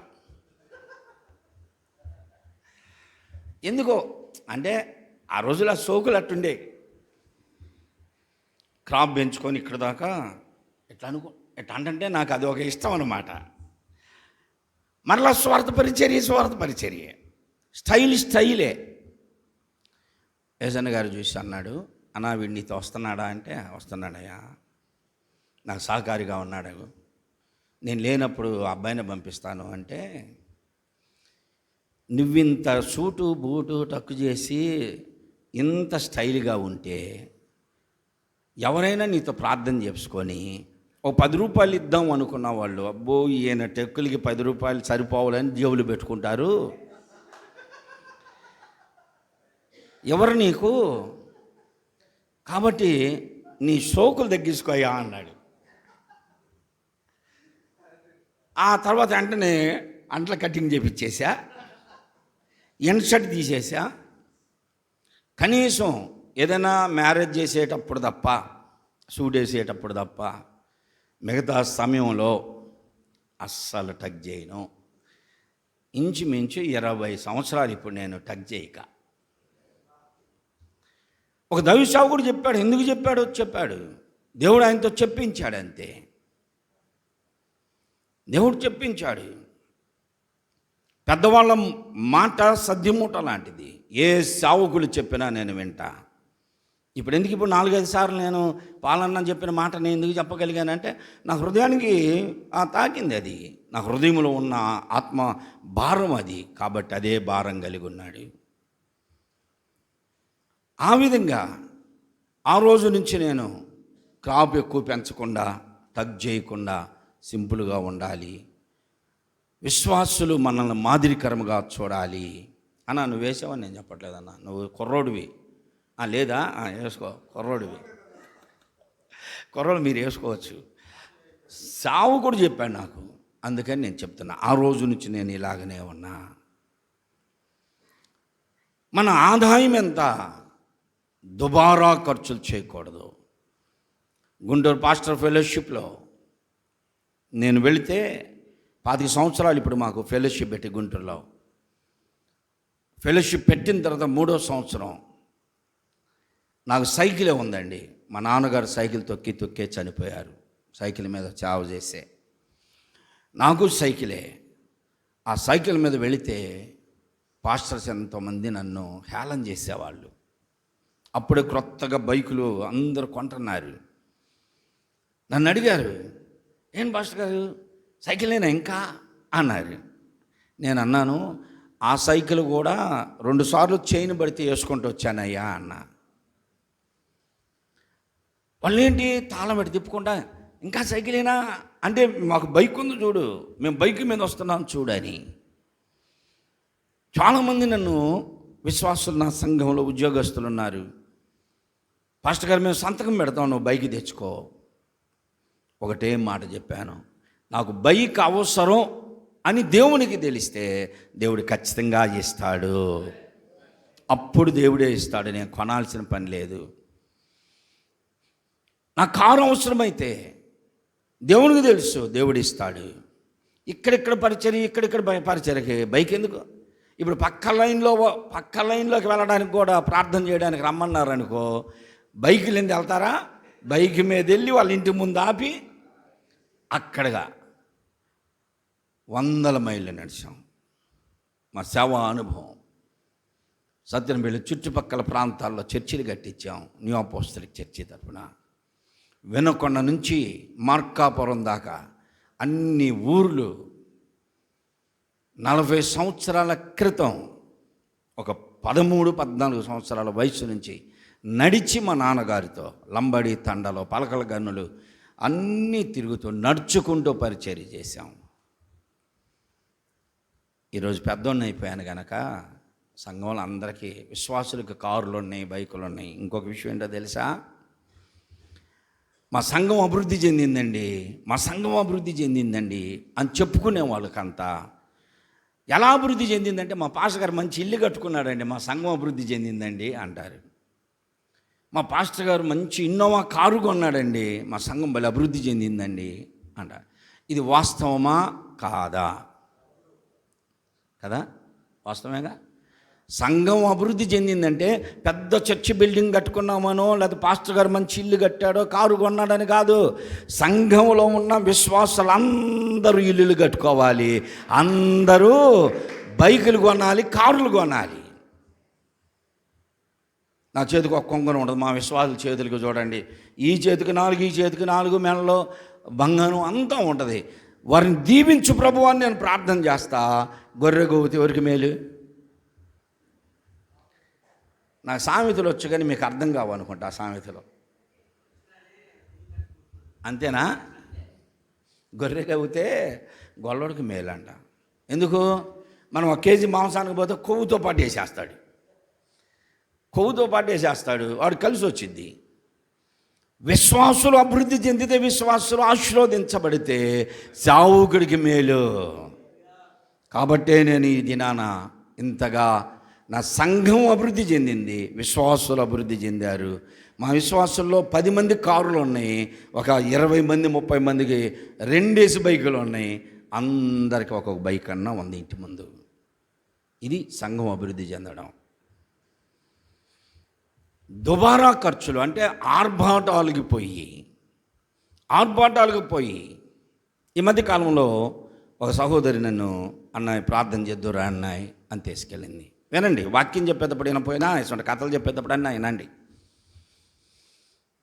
ఒక సహోదరి ప్రార్థన చేయడానికి తీసుకెళ్ళింది. ఇంట్లోకి వెళ్ళాను, ఏ విషయం కోసం ప్రార్థన చేయాలంటే మంచం కోసం అన్నాయి అంటారు. దేనికి ప్రార్థన చేయడానికంట? మంచానికి ప్రార్థన. ఎందుకమ్మా అంటే, మంచం ఎంత అయిందమ్మా అంటే 1,30,000 అయింది పాస్టర్ గారు అంది. మంచం ఖరీదు 1,30,000. సొంత ఇల్లు లేదు, వాళ్ళకి సొంత ఇల్లు లేదు, అద్దిల్లు. ఆ అద్దింట్లోకి 1,30,000 పెట్టి మంచం కొన్నది. భర్త ఏం పని చేస్తాడు అంటే సున్నపు పని చేస్తాడు. కొనుక్కుంటే తప్పు లేదు, కానీ అప్పులు పాలయ్యారు. అప్పులు పాలు దేనికి? ఆడంబరాలకు పోయి, అవసరం లేని ఆడంబరాలు అన్నమాట అవన్నీ. ఎవరో ఫ్రిడ్జ్ కొనుక్కుంటే పాస్టమ్ గారు వాళ్ళు కూడా తక్కువలు కాదండి, వీళ్ళు కూడా పోరు పెడతా ఉంటారు ఓరక. విశ్వాసుల ఇంట్లో నిన్న మనం ప్రార్థన చేసి వచ్చిన వాళ్ళ ఇంట్లో చూసావా, డబుల్ డోర్ ఫ్రిడ్జ్ ఉంది. మన ఇంట్లో ఏముంది? ఏమి ఇచ్చాడు దేవుడు మనకే? ఇంత సేవ చేస్తున్నావు నువ్వు.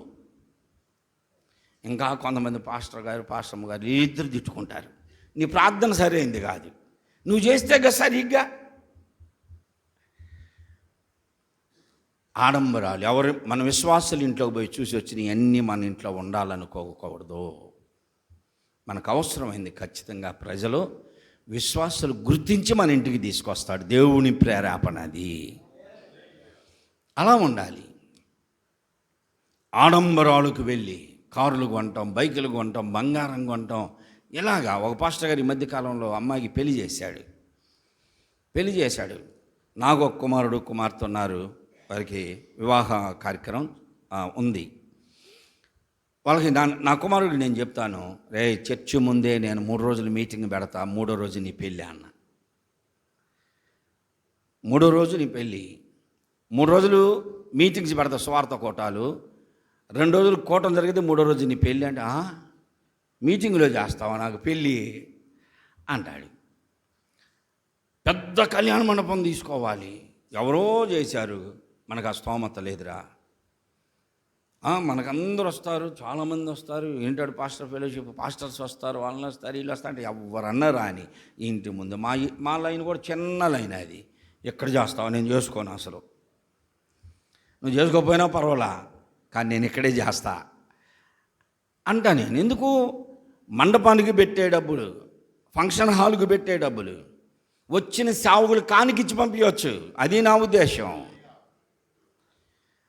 అడిగితే లక్షలో ఆడంబరాలకు వెళ్ళి అప్పులు పాలవ్వడం, ఇది మంచి పద్ధతి కాదు. ఇంకా ఎన్నో ఉన్నాయి, ఇలా చెప్పుకుంటూ పోతే సమయం గడిచింది పోతుంది. మనందరికీ తెలిసిన విషయాలు ఇవన్నీ కూడా. ఆడంబరాలకు వెళ్ళి అప్పులు పాలవ్వడం, అవసరాలకు మించి అవసరతలు ఉన్నప్పుడు అప్పులు పాలవుతాం. మూడవది ఏంటంటే దుర్వ్యసనాలకు వెళ్ళి అప్పులు పాలవుతాం. దుర్వ్యసనాలు అంటే ఎవరికి ఉంటాయి చెప్పండి? దుర్వ్యసనాలు ఎవరికి? విశ్వాసులకే అనుకుంటాం. మనం విశ్వాసులకు అనుకుంటాం. పాస్టర్ గారి కుటుంబంలో పిల్లలకు కూడా ఉంటాయి. జాగ్రత్త, మన కుటుంబాన్ని చూస్తారు అనేక మంది. మనం అనుకుంటాం మనల్ని ప్రేమించేవాళ్ళే అనుకుంటారు. నీ ముందు ఒక 50 మంది విశ్వాసులు ఉంటే 50 మంది నిన్ను ప్రేమిస్తారా? అందులో 40 మంది ప్రేమించినా 10 మంది కొంచెం, 10 మందిలో 8 మంది అటు ఇటుగా ఉంటారు. ఒక 2 మాత్రం ఖచ్చితంగా వ్యతిరేకులు ఉంటారు సంఘంలో. మళ్ళీ నీతో ఎంత బాగుంటారు తెలుసా? నువ్వు కనపడితే ప్రజలాడు పాస్టర్ గారు, ప్రజలాడు పాస్టమ్ గారు ఎంత ప్రేమతో పలకరిస్తారు, కానీ లోపల కపటం దాచుకుంటారు. నీ మీద లేనిపోని నిన్నన్ని విధాలుగా వాళ్ళు విమర్శిస్తా ఉన్న సంఘాన్ని కూడా జడగొడతా ఉంటారు. కాబట్టి సేవకులుగా మన కుటుంబాలని మొదటగా ప్రజలు మనల్ని గుర్తిస్తారు. పాస్టర్ గారిని గుర్తిస్తారు, పాస్టమ్ గారిని గుర్తిస్తారు, పిల్లల్ని గుర్తిస్తారు. ఇవన్నీ కూడా మనందరికీ తెలిసినయే. నేను జ్ఞాపకం చేయడానికి వచ్చాను, నేను మీకు తెలియదని నేర్పించడానికి కాదు, జ్ఞాపకం చేయడానికి. ప్రజలు మనల్ని గుర్తిస్తున్నప్పుడు మనం మాదిరికరముగా ఉండడం మనం నేర్చుకుంటాం. మన ప్రవర్తన, మన మాటలు, మన ప్రతి కదలికలు కూడా మన సంఘం అంతా గుర్తిస్తూ ఉంటారు. ఆ మధ్యకాలంలో ఓ పాస్టర్ గారు అప్పులు పాలయ్యాడు. ఎందుకు అయ్యాడో తెలుసా? మాకు ఒక ఇల్లు కావాలని చెప్పేసి హైదరాబాద్లో ఇల్లు కావాలని మా బంధువులకి మేము చూస్తుంటే ఆ లైన్లో అందరిని అడుగుతా వెళ్తున్నాం, అమ్మ ఇక్కడ ఒక ఇల్లు కావాలి, ఎక్కడన్నా ఇల్లుందా అని పోతే మధ్యలోకి వెళ్ళిన తర్వాత ఒక సహోదరు అంది, మీరు అక్కడెక్కడ తిరగడం ఎందుకంటే పాస్టర్ గారి దగ్గరికి వెళ్ళండి, ఆ పాస్టర్ గారు చూపిస్తాడు అన్నారు. పాస్టర్ గారు ఇల్లు ఉందేమోనని మేము అక్కడికి వెళ్ళాం. అక్కడికి వెళ్తే పాస్టర్ గారు డీటెయిల్స్ అడుగుతున్నాడు. ఎలాంటి ఇల్లు కావాలి, ఇండివిజువల్ ఇల్లా, డూప్లెక్సా, లేకపోతే అపార్ట్మెంటా, ఎన్ని గదులు కావాలి, ఎన్ని బెడ్రూమ్లు కావాలని అడుగుతున్నాడు. వెనక్కి ఇన్ని ఇల్లులు ఉన్నాయా అనుకుంటున్నా నేను. కాదు, ఆయన ఎక్కడ అద్దెలకి ఇల్లులు కావాలో చూపిస్తాడంట, ఎక్కడ ప్లాట్లు కొనాలో చూపిస్తాడంట. ఈయన దగ్గరే అన్నీ. సరే పదండి వెళ్దామని చెప్పి వెళితే ఈ బైబిల్ బ్యాగ్లో నుంచి ఇల్లు కొలిసే మీటర్ అది టేప్ ఉంది, బైబిల్ బ్యాగ్లో టేప్ ఉంది. ఇప్పుడు సావుకులు చాలామంది పెళ్ళిళ్ళలో సంబంధాలు కుదిరిస్తూ ఉన్నారు. పెళ్ళిళ్ళు సంబంధాలు గురించి వాళ్ళని ఏమంటారండి మామూలుగా? కాదు ముందే దానికంటే ముందే ఏమన్నారు? ప్లాట్లు చూపించేవాళ్ళని అంటారు. ఇప్పుడు నైస్గా రియల్ ఎస్టేట్ అంట. రియల్గా అంటే వాళ్ళని ఏమనాలా? ప్లాట్లు బ్రోకర్. పెళ్ళిళ్ళు చూపిస్తే సాగులకి ఎందుకు? ఆయన మా అబ్బాయికి సంబంధం చూపించాలంటే నేను చూసినవి చెబుతున్నానండి, ఒట్టొట్టి కాదు. మా అబ్బాయికి సంబంధం కావాలంటే ఆ పాస్టర్ గారు మంచి సంబంధాలు ఉన్నాయి పాస్టర్ గారు, ఇదిగో ఆల్బమ్ అని బ్యాగ్లో నుంచి ఆల్బమ్ తీశాడు. బైబిల్ కంటే కూడా ఆల్బమ్ ఇంతలా ఉంది. సావుకులకి ప్లాట్ల బిజినెస్లు, సావుకులకి పెళ్ళిళ్ళ బిజినెస్లు, ఇవి వడ్డీ వ్యాపారాలు, ఇవి కాదు చేయాల్సింది. మా దగ్గర ఒక సావుకుడు ఉన్నాడు. ఆ చర్చికి వెళ్ళే వాళ్ళు ఎవరైనా కొంచెం ఇబ్బందులు ఉంటే అక్కడికి వెళ్తాడు. ఏంటి ఏమైంది అంటే, ఆటో తీసుకెళ్ళారా అన్నాయి, ఆటో వేసుకుంటున్నాం అంటే, ఆటో తీసుకెళ్ళారా, ఎంత కావాలా? 20,000 కావాలన్నాయిదా, ఇస్తారా? 20,000 ఇస్తాడు. రేపటి నుంచి మీరు చర్చికి ఎక్కడికి రావాలి. ఇదొక బిజినెస్ అనమాట వాళ్ళకి. ఇవన్నీ సావుకులు కుయుక్తులు అంటారు. ఇది చేయకూడదు. మనం తోటి సావుకుని సేవా పాడు చేయకూడదు, తోటి సంఘాన్ని మనం పాడు చేయకూడదు. మన విశ్వాసాలను మనం బలపరచుకోవాలి. అప్పుడు ఎందుకు అవుతాయి? ఇది ఎక్కువగా దుర్వ్యసనాలు, తాగుడికి. ఇలాంటి ప్లాట్లు బిజినెస్ చేసి ఆయన అప్పులు పాడయ్యాడు. పాస్టర్ గారు వెళ్ళిపోయాడు. సంఘం చల్లా చెదురు. మనకు అనవసరమైన పనుల్లో మనం తలదోడ్చకూడదు.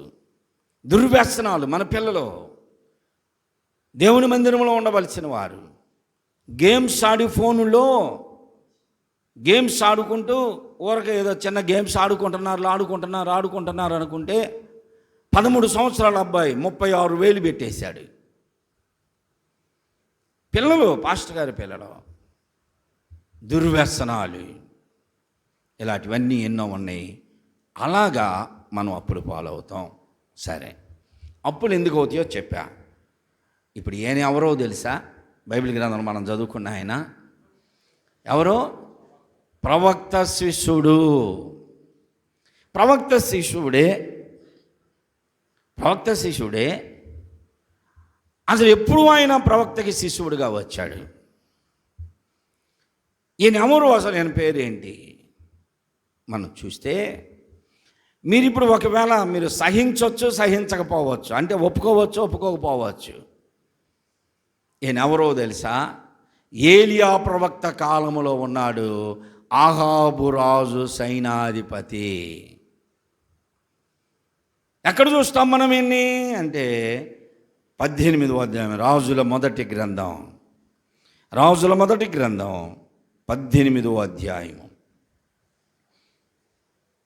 చూడండి. 7వ వచనం నుండి మనం చదివితే,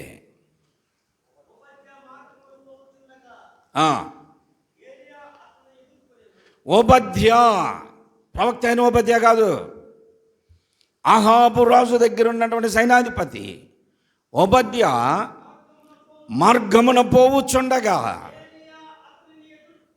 ఏలియా ప్రవక్త అతనిని ఎదుర్కొని, ఓబద్యా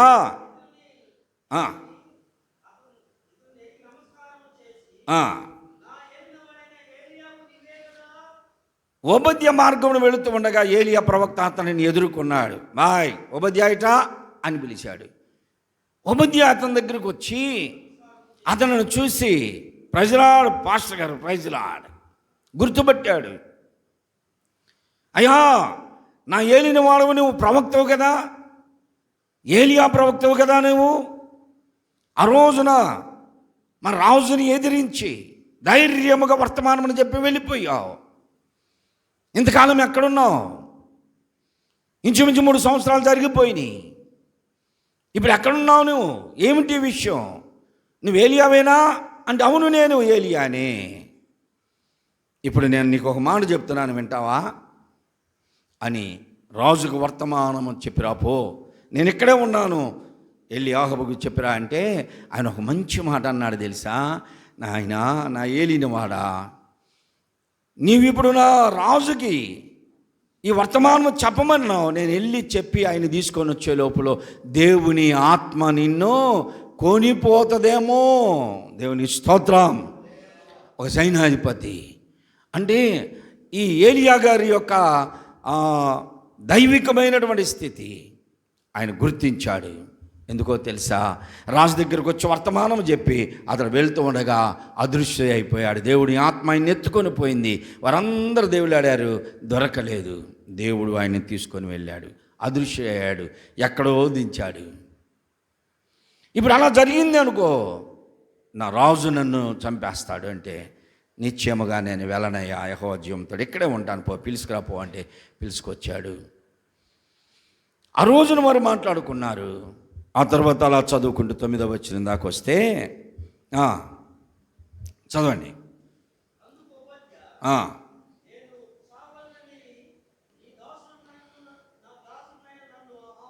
12వ వచనం నుండి చదువు. 12.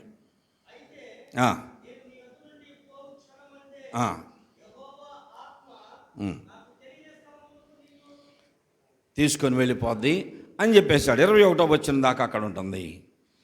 ఈ రీతిగా ఈ సైన్యాధిపతి ఓబద్య ఏలియా గారి మాటలకు ఆకర్షించబడ్డాడు. ఏలియా గారి మీద దేవుని ఆత్మ ఉందని గుర్తించాడు. ఏనంటున్నాడు?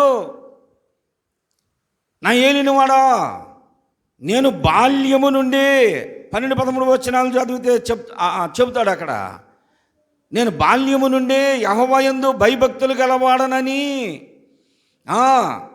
నేను దైవికమైనటువంటి వ్యక్తినని నీవు కూడా ఎరుగుదువు కదా. అంత మాత్రమే కాదు, నేను 100 మంది ప్రవక్తలను, యెజబేలు దేవుని ప్రవక్తలను చంపుతున్నటువంటి సమయంలో 100 మంది ప్రవక్తలను కరువు కాలములో 50 మందిగా 2 గృహంలో పెట్టి వారికి అన్నపానములు ఇచ్చి నేను వారిని పోషించాను ఇప్పటి వరకు. ఎంత గొప్ప భాగ్యం అండి అతను పొందాడు. యెజబేలు దేవుని ప్రవక్తలను చంపుతుంది. ఎవరి మీద పగతో? ఏలియా మీద పగతో. ఏలియా వలనే ఇప్పుడు దేశంలోకి కరువు వచ్చింది.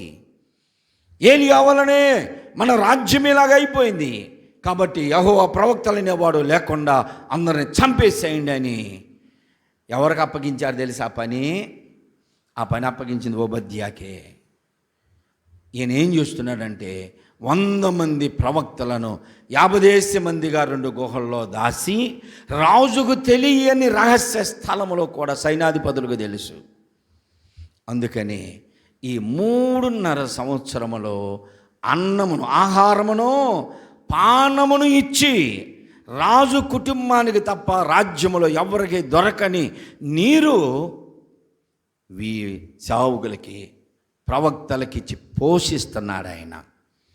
దాని కొరకు ఆయన ఖర్చు పెట్టాడు. రాజు దగ్గర నుండి వస్తున్నటువంటి ఆదాయమే కాదు, కానీ ఇంకా వీరి దగ్గర తీసుకొని ఇంకా ఖర్చు పెట్టి ప్రవక్తలను పోషిస్తున్నాడు. ఆ మాట ఇక్కడ అంటాడు, నా ఏలినవాడా, నేను బాల్యం నుండే దైవభక్తి కలిగిన వాడినయ్యా. నేను యెహోవా ప్రవక్తలను 100 మందిని నేను పోషిస్తున్నాను. ఆ విషయం నీకు తెలుసు కదా, నీకు తెలియబడకుండా ఉందా? నీకు తెలుసు, దైవ జ్ఞానము కలిగిన వాడివి. ఎలాగూ చేశాను నేను. అన్నాడు.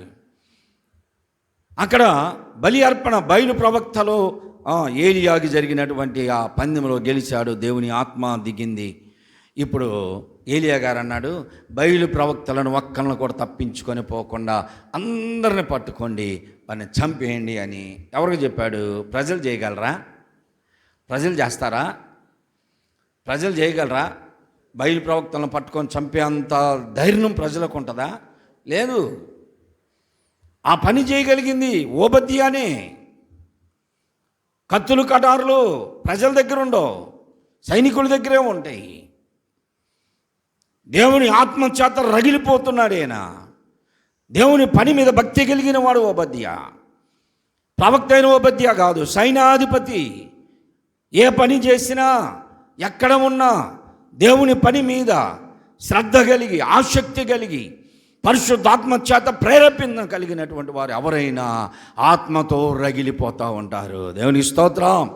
ఎక్కడ ఉన్నా సరే, ఏ పని చేస్తున్నా సరే, ఉద్యోగం చేస్తున్నావా, నీవు ఒకవేళ కూలికి వెళ్ళావా, ఏదైనా మేస్త్రిగా చేస్తున్నావా, ఉద్యోగం చేస్తున్న ఆఫీసులో నువ్వు చేసే పని దగ్గర దేవుని బిడ్డగా మాదిరికరముగా వారికి నీవు సాక్షార్థముగా దేవుని బిడ్డగా నీ జీవితాన్ని కనపరుచుకోవడం. ఒక సేవకుడు ఉన్నాడు మాకు గుంటూరు పట్టణంలో. ఇక్కడ మీరే ఇంతమంది ఉన్నారంటే గుంటూరులో ఇంకెంతమంది ఉంటారు? 100 మంది ఉన్నారు. ఆయన మా పాస్టర్గా బైబిల్ పట్టుకొని ప్రార్థనలకు తిరిగేటప్పుడేమో వైట్ అండ్ వైట్ వేస్తాడు. ఎక్కడికన్నా ఊర్లకు కానీ వీడు వెళ్ళాలంటే అతను చేసినంత స్టైల్ నా వయసులో కూడా నేను చేయలే. అసలు ఎలా చేస్తాడంటే, మందిరంలోకి వచ్చాడంటే కళ్ళు మూసుకున్నా సరే, పాస్టర్ ఫెలోషిప్లో మేము కళ్ళు మూసుకొని ఉన్నా ఆయన వచ్చింది తెలిసిద్ది నాకు. ఎందుకంటే ఆయన కొట్టుకొచ్చిన సెంటు వాసన ఆ మొత్తం వచ్చేసింది, హాల్ అంతా. వచ్చాడు రా పలానా ఆయన. అలాగా బయటికి వెళ్ళినప్పుడు ఒక తీరి, లోపల ఉన్నప్పుడు ఒక తీరి కాదు. దేవునిలో ఉన్నప్పుడు మనము సావుకుడుగానే బయటికి వెళ్ళిన లోపలికి వచ్చిన ప్రతి విషయములో కూడా మనం దేవుని పిల్లలమే. ఓబద్యా గుర్తించాడు. చూసారా, నా ఏలినవాడా, నీవు ఏలియావు కదా. ఎక్కడికి వెళ్ళినా మనల్ని సావుకులుగా గుర్తించడం. ఇతనే ఆ బయలు ప్రవక్తలను చంపేశాడు అన్నారని ఈ వార్త ఎవరికి తెలిసింది? ఏజబేలుకి తెలిసింది. అమ్మగారు చాలా పవర్ఫుల్. కొన్ని కుటుంబాల్లో అయ్యగారు ఏం చేసేది ఉండదు. అయ్యగారు ఊరక రాష్ట్రపతి లాంటివాడు అనమాట. అమ్మగారే మొత్తం కార్యక్రమం నడిపించడం కూడా అమ్మగారే. ఒక చర్చిలో పాస్టర్ గారు పాపం ఆ రోజు ఆమెకు పాట ఇవ్వడం మరిచిపోయాడు. వచ్చింది ఇంటికి వచ్చినాక, అంటే నీకు వాళ్ళు ఎక్కువ వీళ్ళు ఎక్కువ. పాస్టమ్మగా నాకేముంది ఇంక అక్కడ, నాకు ఒక పాట లేదు, ప్రార్థన లేదు, గొడవంట. చివరికి నా దగ్గరికి వచ్చాడు. అన్న, ఒక పాట విన్నందుకు ఇంత గొడవ చేస్తుందన్న. ఆ ఫస్ట్ అదే అంటే ఫస్ట్ పడదంట. మళ్ళీ ఫస్ట్ పడదు. ముందే కూర్చొని వెనక చూస్తే అందరూ వచ్చారా రాలేదా, అందరూ వచ్చిన తర్వాత వాక్యానికి లెగుద్దాం ఉన్నప్పుడు పాడాలంట. ఇలాంటి పరిస్థితులు అందరికీ ఉంటాయండి. మనం మీటింగ్లు పెట్టినప్పుడు మీకు అందరికీ తెలుసు, ఈ అనుభవం ఉంటుంది కదా. ఫస్ట్ పాడడానికి రారు. ఆ దరిద్రుడు ఏడు ఒక 500 ఇచ్చి ఉంటాడు మీటింగ్కి. ఆ మీటింగ్కి ఒక 500 ఒక బియ్యం కట్టో ఇచ్చి ఉంటాడు. ఎప్పుడు వస్తాడు పాడడానికి? అయ్యగారు నాకు ఒక పాట ఇవ్వాలంటే ఖచ్చితంగా ఇస్తాను రాయ అన్నావు అనుకో. ఇక పెద్ద గారు మనం ఆహ్వానించిన ఆయన వస్తాడు చూసావా, అప్పుడు వస్తాడు, వచ్చి ఎదురు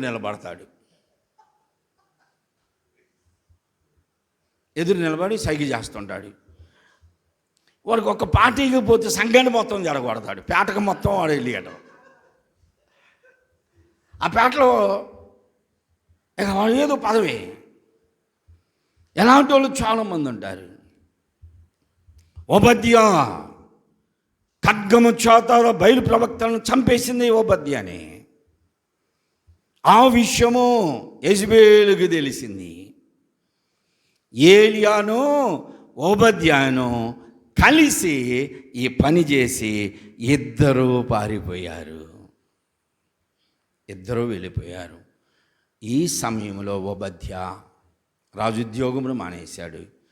ప్రవక్త అయిన ఏలియా గారితో సహకారుడుగా, దాసుడుగా, సేవకునిగా ఆయనకి పరిచర్య చేయడానికి ఆయనే సమర్పించుకున్నాడు. ఏలియా గారితో వెళుతున్నాడు. ఇక వెళ్ళారు, పర్వతం మీదకి వెళ్ళారు. అక్కడ దేవుని దర్శనం. ఏలియా, విస్తారమైన వర్షం కురవబోతుంది అంటే, అయ్యా మనమేమో వర్షం వస్తుందని రాజుకి చెప్పొచ్చాం, ఇంతవరకు వర్షమే లేదంటే ప్రవక్త అన్నాడు, ఏలియా గారు నువ్వు ఆ పర్వతం మీదకి ఎక్కు. ఏలియా గారు నాలాంటి ముసలోడు ఆయన ఏం చేశాడంటే, పర్వతం చివరిదాకా ఎక్కలేక మధ్యలో ఎక్కి ఇక్కడ కూర్చొని మోకాళ్ళ మధ్యలో తల పెట్టుకొని ఏడుస్తున్నాడంట. నువ్వేమో చెప్పమన్నావయ్యా, అన్నీ ఇంతే చేస్తావు, నువ్వు చెప్పి రమ్మంటావు, నేనేమో చెప్పొచ్చాను, వాళ్ళు నా కోసం దేవుళ్ళు ఆడుతున్నారు, ఇప్పుడు నా పరిస్థితి ఏంటి అని మోకాళ్ళ మధ్యలో తలబెట్టుకొని ఏడుస్తున్నాడు. ఇప్పుడు ఎంతమంది సేవకులు మోకరించగలిగిన శక్తి ఉందండి? ఎంతమంది సేవకులు మోకాళ్ళ మధ్యలో తల వస్తుంది, కడుపే తగులుతుంది, ఇంకెక్కడ వస్తుంది? రాదు, ఇంకా అయిపోయింది. మోకాళ్ళ మధ్యలో తల పెట్టుకొని ఏడుస్తూ తల పైకెత్తి అతనితో అంటాడు, తన దాసుని పిలిచి అప్పుడు దాకా ఏలియా గారికి శిష్యులు లేరు. అహాబు దగ్గర ప్రత్యక్షమైన అప్పుడు ఒక్కడే, సారేపతికి వెళ్ళినప్పుడు ఒక్కడే, కేరీతుకి వెళ్ళినప్పుడు ఒక్కడే. ఇదిగో ఇప్పుడు తన దాసుని పిలిచి, అంటే ఓబద్యాని అతను ఉపద్యాన్ని పిలిచి, తన దాసుని పిలిచి, నువ్వు కొంచెం పైకెక్కయ్యా, నేను ఎక్కాను, హోరేబు పర్వతం ఎక్కాను, సినాయి పర్వతం ఎక్కాను, కర్మేలు పర్వత శిఖర అనుభవం నాకుంది, నేను ఎక్కాను, ఇప్పుడు కొంచెం బలహీనుని అయిపోయాను, ఇప్పుడు ఆ ఎక్కే బాధ్యత నీది. నీవు దర్శనము కలిగిన వాడివి, నీవు దేవుని యొక్క మాటను గ్రహించేవాడివి, గౌరవించేవాడివి, కాబట్టి ఇప్పుడు ఆ ఎత్తుకు వెళ్ళు. ప్రయాసపడి ఎక్కాడు, పైకి వెళ్ళాడు. మేఘం ఏమన్నా కనపడుతుందా? మేఘం లేదు. దిగొచ్చాడు. మరలా రెండోసారి ఎక్కమన్నాడు, రెండోసారి వెళ్ళాడు. ఏమైనా కనపడుతుందా? కనపడట్లేదు. సరే దిగిరా అన్నాడు. మూడోసారి మరలా వెళ్ళమన్నాడు. నాలాంటోడైతే ఏమంటాడంటే, మీరు కాదులేండి, నాలాంటోడైతే ఏమంటాడంటే, నేను చూస్తే మళ్ళీ ఎక్కిచ్చే తట్టున్నావు నువ్వు, నేను ఇక్కడే ఉంటా, చెప్పేది ఏదో చెప్పు అంటాం. ఎందుకు? అంత ఎత్తు నుంచి దిగడం ఎందుకు, మరలా ఎక్కడం ఎందుకు, మరలా దిగడం ఎందుకు, మరలా ఎక్కడం ఎందుకు? నేను ఇక్కడే ఉంటా అని చెప్తాను నేను. ఒకవేళ నేనే ఆ పరిస్థితిలో ఉంటే చెప్పేవాడినేమో. కానీ ఈ ఓబద్య, ఈ దాసుడు మొట్టమొదట అతడు మాటని గౌరవించేవాడు, సేవకుని మాటను గౌరవించాడు, దేవుని మాటగా తలంచాడు. అంత ఎత్తైనటువంటి పర్వతం ఎక్కమనగానే ఎక్కాడు. వెళ్ళి మేఘమైన కనపడుతుందా అంటే లేదు అన్నాడు, దిగొచ్చాడు. మరలా ప్రార్థన చేశాడు ప్రవక్త, మరలా వెళ్ళి రాపో అన్నాడు. ఒకటి కాదు, 2 సార్లు కాదు, 6 సార్లు వెళ్ళాడు పైకి, ఏమీ కనపడలేదు. సరే దిగిరా అన్నాడు. మరలా ప్రార్థన చేసి ఇప్పుడు వెళ్ళు అన్నాడు. 7వ పర్యాయము పైకి వెళ్ళినటువంటి అతను దేవుని మహిమను చూడగలిగాడు. దేవునికి స్తోత్రం. అరచెయ్యంత మేఘమే కనపడుతుంది అక్కడ. ఈరోజు సేవకుడు చెప్పిన మాట ఎంతమంది తృణీకరిస్తున్నారో తెలుసా? సేవకుని అమ్మిటి మాత్రం ఉండగలరు, సేవకునితో పాటు ఉండాలని, సేవకునితో సమానంగా ఉండాలని అనుకుంటారు. సంఘాల్లో సేవకుని దగ్గర పరిచర్య చేయటం నేర్చుకోవాలి. మేము పరిచర్య చేసినప్పుడు సేవకులు ఇంట్లో గచ్చు దుడిచాను, నేను తడిగొడ్డేసి గచ్చు దుడిచా, ఊడిసి.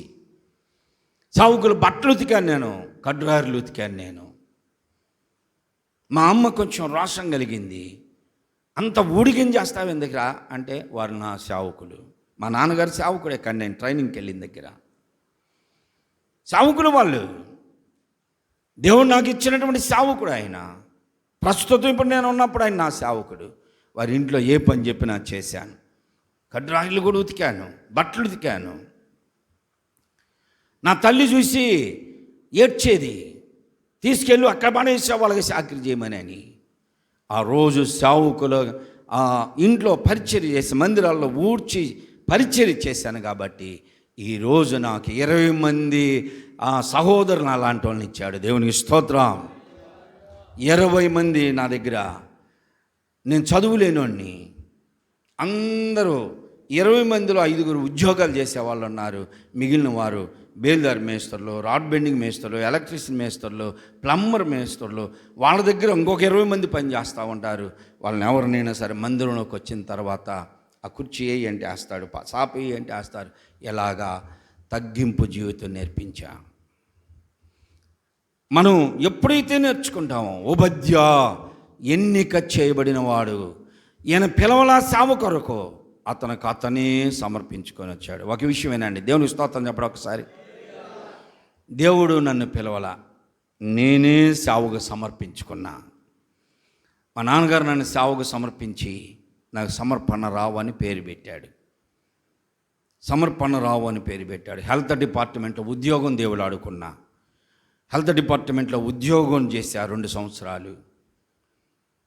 ఒకరోజు కష్టతరమైనటువంటి పరిస్థితిలో ఉంటే మా నాన్న ఒకటే చెప్పాడు, నేను వదిలిపెట్టేశా నిన్ను, నీ దేవుడు కూడా నిన్ను వదిలిపెట్టేశాడు.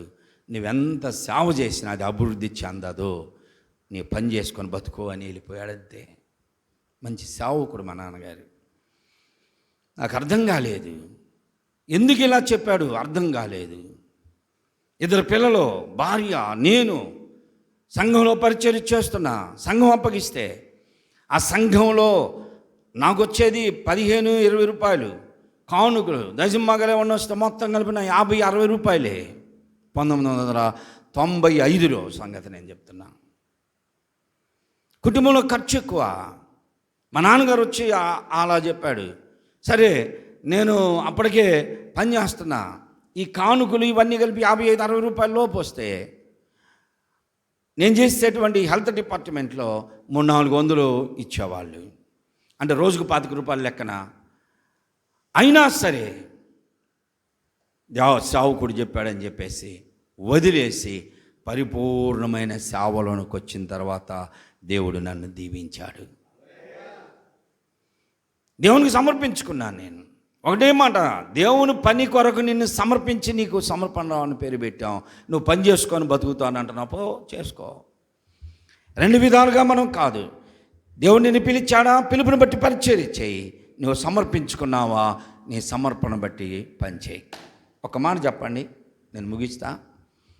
దేవుడు పిలుచుకున్న వాళ్ళని దేవుడు లెక్క చేస్తాడా, సమర్పించుకున్న వాళ్ళని లెక్క చేస్తాడా? ఎవరినైనా లెక్క చేస్తాడండి అంటారు. అదే, వీళ్ళిద్దరిలో ఎవరు ఒళ్ళు జాగ్రత్తగా పనిచేయాలి, ఇది ప్రశ్న.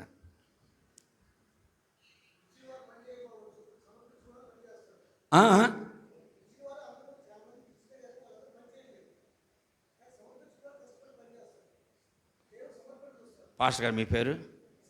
ప్రసన్న గారు. మీరు చెప్పింది వాస్తవమే. ఇంకా లోతులోకి వెళ్దాం.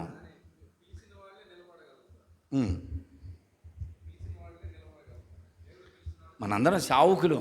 అంటే మిమ్మల్ని ప్రశ్నించేంత స్తోమత నాకు లేదు, కానీ మన మనస్సులో ఉన్నది చెప్తున్నా నేను. ఇప్పుడు ఒక విషయం చెప్పనా? స్కూల్లో సీట్లు పరిమితం. ఒక 50 మందిని చేర్చుకున్నారు, సీట్లు పరిమితం. ఆ పిల్లలు ఉన్నారు. బలవంతంగా నేను నా పిల్లోని తీసుకెళ్ళి బతిమిలాడి స్కూల్ మంచిదని నా పిల్లోని చేరిస్తే ప్రిన్సిపాల్ అన్నాడు, పాస్టర్ గారు 50 మందికే ఈ రూములు ఇవన్నీ సరిపోతాయండి, మీ అబ్బాయిని మరలా ఎగస్ట్రా పెడితే మరి వాడి సంగతి కొంచెం కష్టమే కదండి, జాగ్రత్త చదువుతాడా అంటే చదువుతాడండి అని ఛాయం చేసి వచ్చాం. ఎక్కువ దెబ్బలు మా అబ్బాయినే కొట్టేవాళ్ళు, ఏ చిన్న అల్లరి పక్కనోళ్ళు చేసినా వీణ్ణే కొట్టేవాళ్ళు. కారణం ఏంటంటే వాళ్ళందరేమో వాళ్ళు సీట్లు ఇస్తే చేరారు, ఈడేమో బలవంతంగా వెళ్ళి చేరాడు. ఇప్పుడు ఎవరు జాగ్రత్తగా ఉండాలి అంటే ఆ సీట్ ఇచ్చి పరిమితి సీట్లుండి చదువుకున్న వాళ్ళంతా అందరినీ వాళ్ళే పిలిచారు కనుక వెళ్ళారు. వాళ్ళు చదివినా చదవకపోయినా ఇప్పుడు మార్కులు వేసే బాధ్యత వాళ్ళది. వీళ్ళు ఎలాగున్నా సరే వాళ్ళని పాస్ చేస్తారు. ఇప్పుడు బలవంతంగా వెళ్ళినటువంటి ఈ అబ్బాయి ఒళ్ళు దగ్గర పెట్టుకొని చదవాలా, ఏదైనా కొంచెం తక్కువగా మార్కులు వచ్చినా ఏం చేసిన మీ వాడు పెద్ద అసలు మొద్దండి అంటారు. ఇదిగో ఈ రెండో బాపతే నేను నాకు నేను సమర్పించుకున్నాను గనక ఏ చిన్న లోపం వచ్చినా దేవుడు ఏమంటాడు, అందుకేరా నిన్ను అసలు నేను సేవకు పిలవంది, అందుకేరా నిన్ను అసలు నేను వద్దనుకున్నా, నేను పిలిచిన చాలామంది ఉన్నారు, పెనిపెట్టి పిలిచాను, పరిచర్య చేస్తున్నారు, నువ్వు అనవసరంగా వచ్చావు, నా పేరు చెడగొడుతున్నావు అంటాడు. ఆయన పేరు చెడకుండా ఉండాలా, ఆయనతో పాటు నా పేరు కూడా చెడకుండా, రెండు కాపాడుకోవాలా. సమర్పించుకోవడం అంటే అది. మన నిమిత్తం దేవుడు మహిమ పొందాలి. దేవుడు ఏమన్నాడు, నన్ను గణపరచు వారిని గణహీనులుగా చేస్తానన్నాడా, వారిని కూడా గణపరుస్తానన్నాడు. దేవుని స్తోత్రం. నువ్వు దేవుణ్ణి గణపరచు, దేవుడు పిలిచాడో నువ్వే సమర్పించుకున్నావో రెండూ మంచిదే. దేవుడు పిలుచుకుంటే అప్పుడప్పుడు నువ్వు తొలగిపోయిన మరలా ఆయన ఒక దెబ్బ కొట్టి నిన్ను తీసుకుంటాడు తన పనిలోకి. కానీ సమర్పించుకున్నావా చాలా జాగ్రత్తగా దేవుని కొరకు ప్రయాసపడాలా, కష్టపడాలా, ప్రాధేయపడుతూ బ్రతిమిలాడుతూ ఎప్పుడు ఆయన నన్ను వద్దంటాడు అన్న భయంతో బతకాలా. భయము ఆత్మల రక్షణ. నిన్ను నీ అంతటి నువ్వు వచ్చావు, ఎన్ని ఆత్మలు రక్షించావురను అని అడుగుతాడు. నేను ఎందుకు చేయలేదయ్యా, ఇల్లు కట్టుకున్నా, కారు కొన్నా, బాగున్నాను అంటే నువ్వు బాగుపడ్డావు, కానీ సంఘం ఎక్కడ బాగుపరిచావు?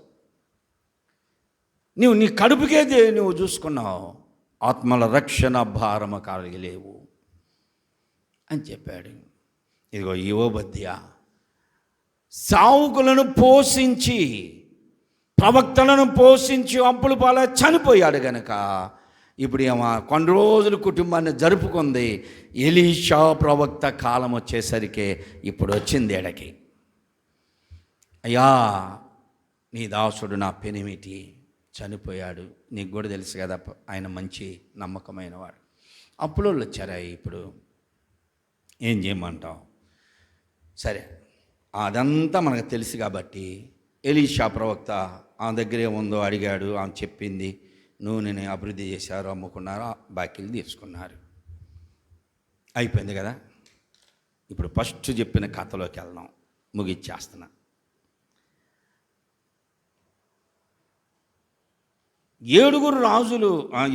రాజుగారి 7 కుమారులు వేటకి సింహాల్ని పులుల్ని అడవిలో వేటాడవలసిన వారు ఆ నీటి కొండ దగ్గర మురికి కొంట కాడ కూర్చొని చేపలు పట్టడం ఏం పని వీళ్ళకి?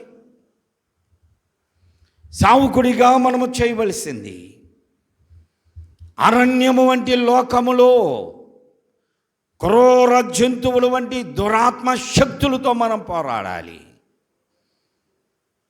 ఎవరికైనా సరే దురాత్మ శక్తులు బట్టినయా, దేహాలు పట్టిన వాళ్ళు ఇప్పుడు తగ్గారులేండి, దేహాలు పట్టిన వాళ్ళు ఇప్పుడు ఎవరు లేరు. ఒకళ్ళు ఉంటే వాళ్ళు యాక్షన్ అనుకుంటున్నాను, కానీ నిజంగా ఉంటే మంచిదే, వాళ్ళని వదలగొట్టండి.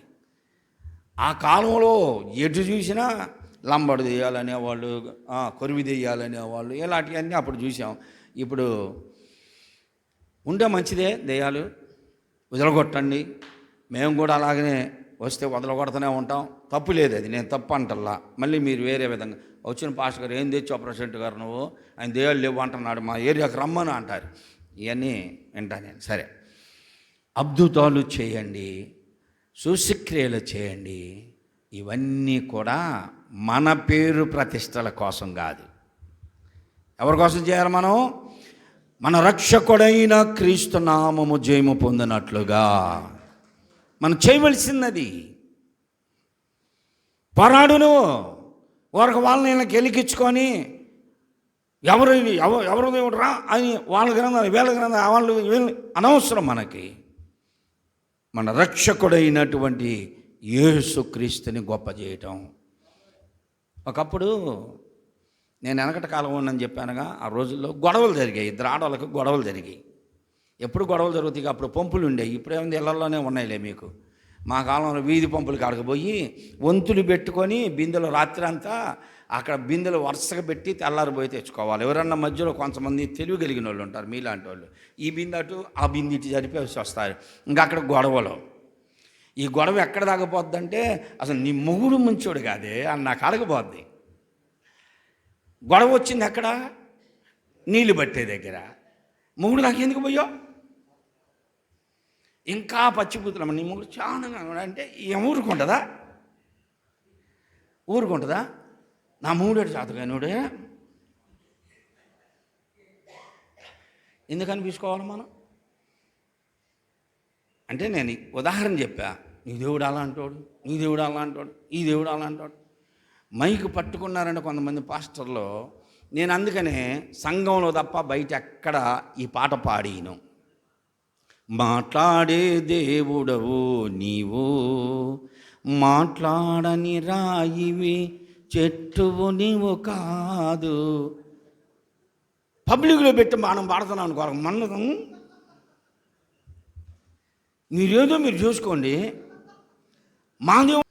కాబట్టి మన ఈ రాజుగారి కుమారులు అడవికి వెళ్ళి సింహాల్ని వేటాడవలసిన వాళ్ళు చేపల పట్టేదాకంటే వాళ్ళు ఎంత దీనమైన స్థితి. మురిక్కొంటల దగ్గరికి పోయారు. మురిక్కొంటల దగ్గర రాజ్య పరిపాలన చేయవలసిన వారు, సేవకులుగా మనము మన సంఘమును బలపరచుకుంటూ సంఘమును అభివృద్ధి చేసుకుంటూ ఎవరినైనా పెద్దవాళ్ళను ఒక మోడల్గా పెట్టుకుంటే, అది ఎవరైనా కావచ్చు, చేసన్న గారు కావచ్చు, సాలమరాజు గారు కావచ్చు, మ్యాథ్యూస్ గారు కావచ్చు, కృపక్క కావచ్చు, రెబకక్క కావచ్చు, ఎవరైనా సరే ఒక మోడల్గా తీసుకో. వాళ్ళు పరిచర్య చేశారు. వాళ్ళు ఊరకనే అంత పైకి వచ్చారనుకుంటున్నారా? చాలామంది బాగా సంపాదించుకుంటున్నారండి ఇల్లు, అందుకే పైకి వచ్చారు కాదు. వాళ్ళు కూడా కష్టపడ్డారు. ఒకవేళ ఇప్పుడు ఎలా ఉన్నారో మనకు అనవసరం. కష్టపడి పైకి వచ్చారు ఎవరైనా. నీవు చేయి, నిజంగా మనం ఆ పని చేద్దాం. ఎక్కడికి పడితే అక్కడికి ఊరిక సంఘాలను వదిలిపెట్టేసి, ఓ పాస్టర్ గారు ఏంటి నువ్వు ఎప్పుడెక్కడే తిరుగుతున్నావు అంటే, వినకొండ అయింది. వినకొండ ఎప్పుడు గుంటూరులో తిరుగుతాడు. ఏంటంటే ఆయన అంటాడు, అమ్మగారికి వదిలిపెట్టి వచ్చానండి సంఘం అంటాడు. అమ్మగారి సంఘం చూసుకుంటుందా? దేవుడు నీకు అప్పగించింది అమ్మగారికా? ఇద్దరు కలిసి చేస్తేనే కదా.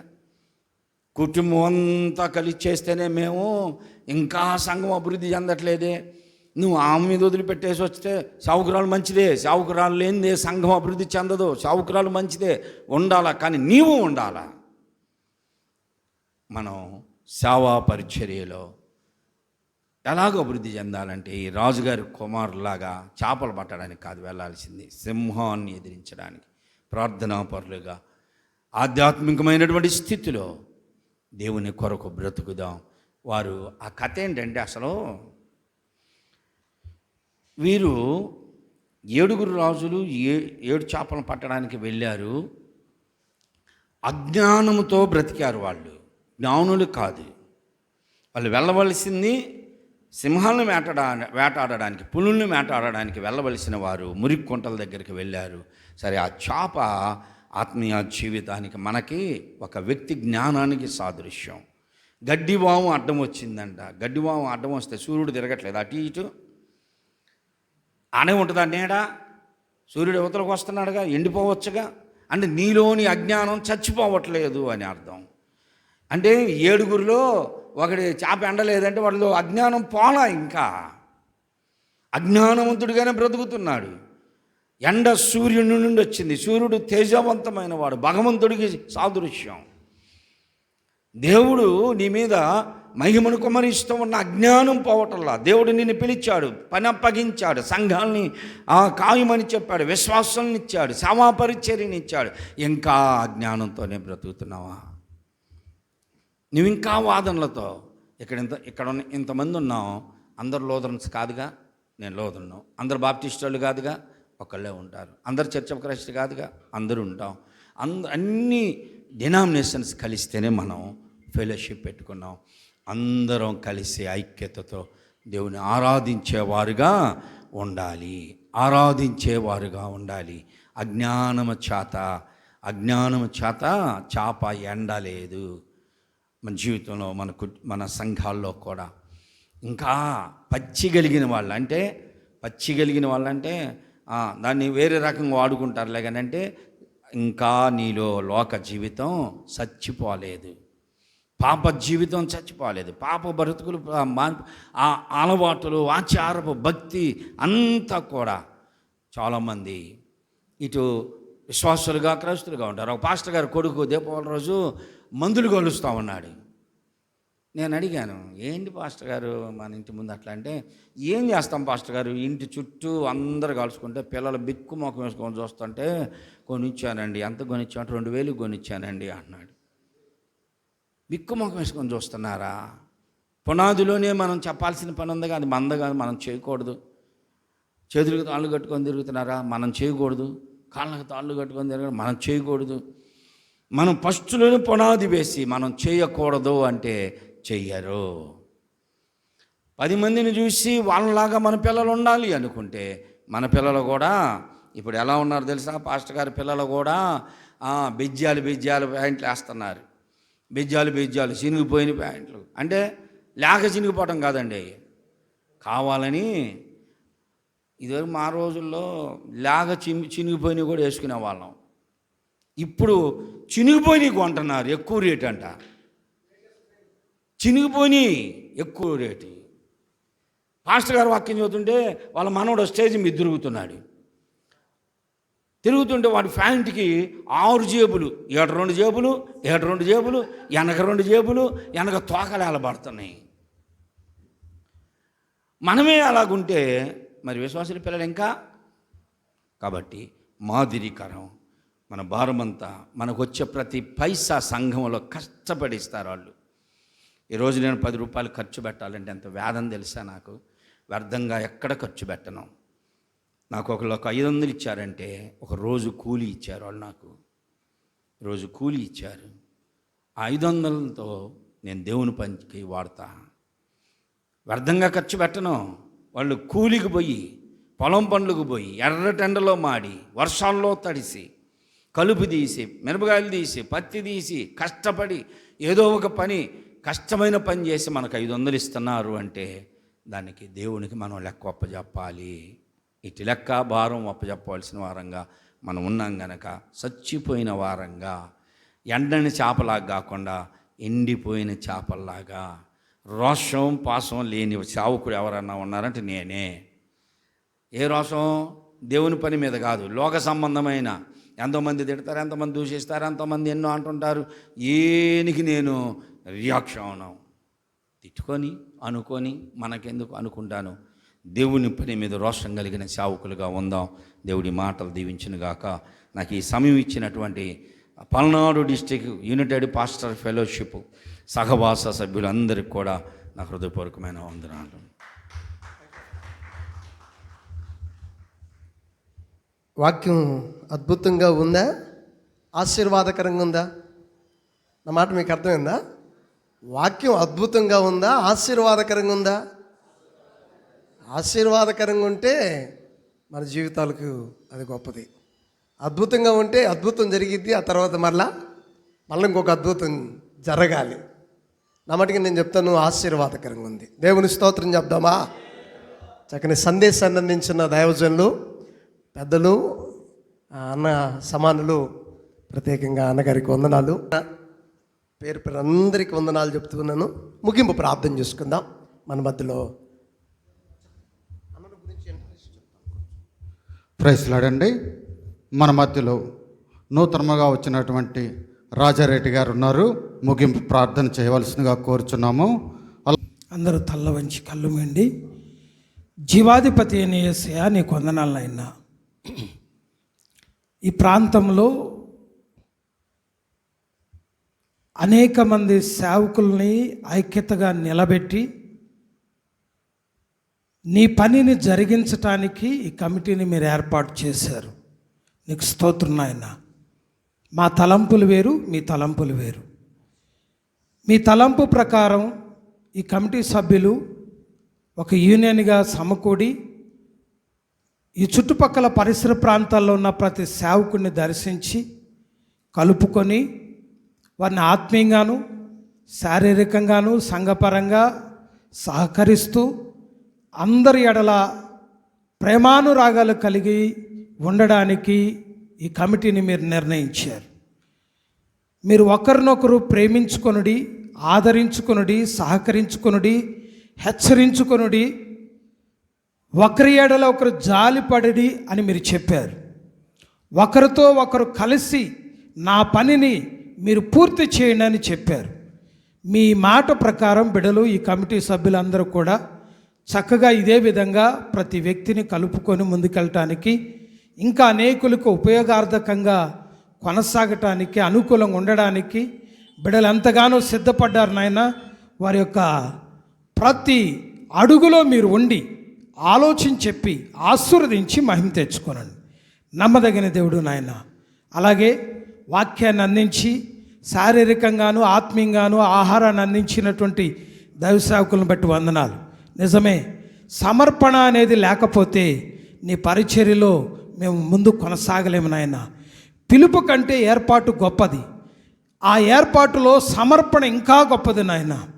ఆ సమర్పణ కలిగి నీ పని చేయడానికి మేము వచ్చాం.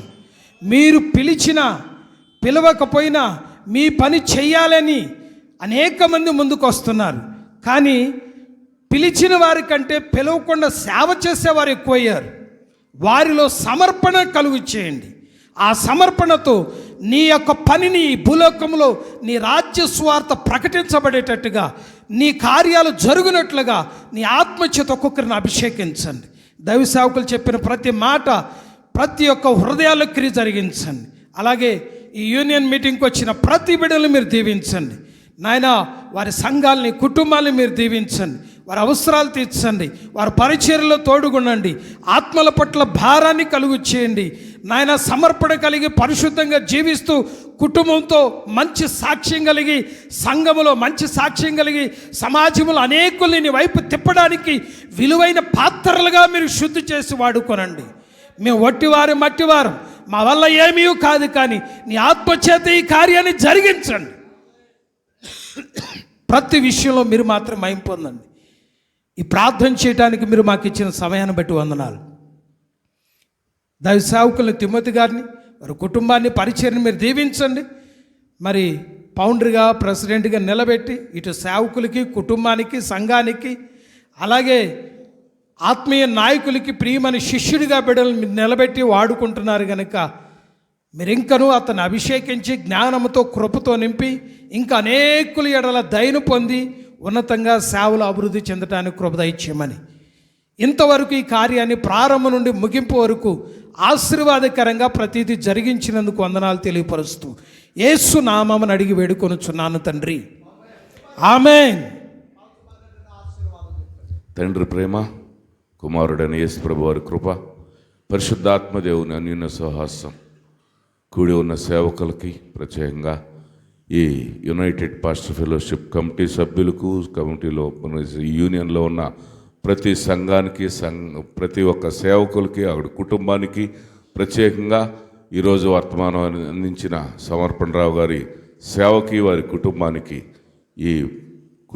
ఈ తిమోతి గారి కుటుంబానికి కూడా దేవుడు సదాకాలం తోడైన నడిపించును గాక. ఆమేన్. శ్రేష్టమైన వర్తమానాన్ని అందించిన దైవజనులు సమర్పణ అన్నయ్య గారికి, వారి టీం అంతటికి, అలాగే ఇక్కడ ఉన్న ప్రతి దైవజనునికి, దైవ సేవకురాలకి పేరు పేరున వందనాలు.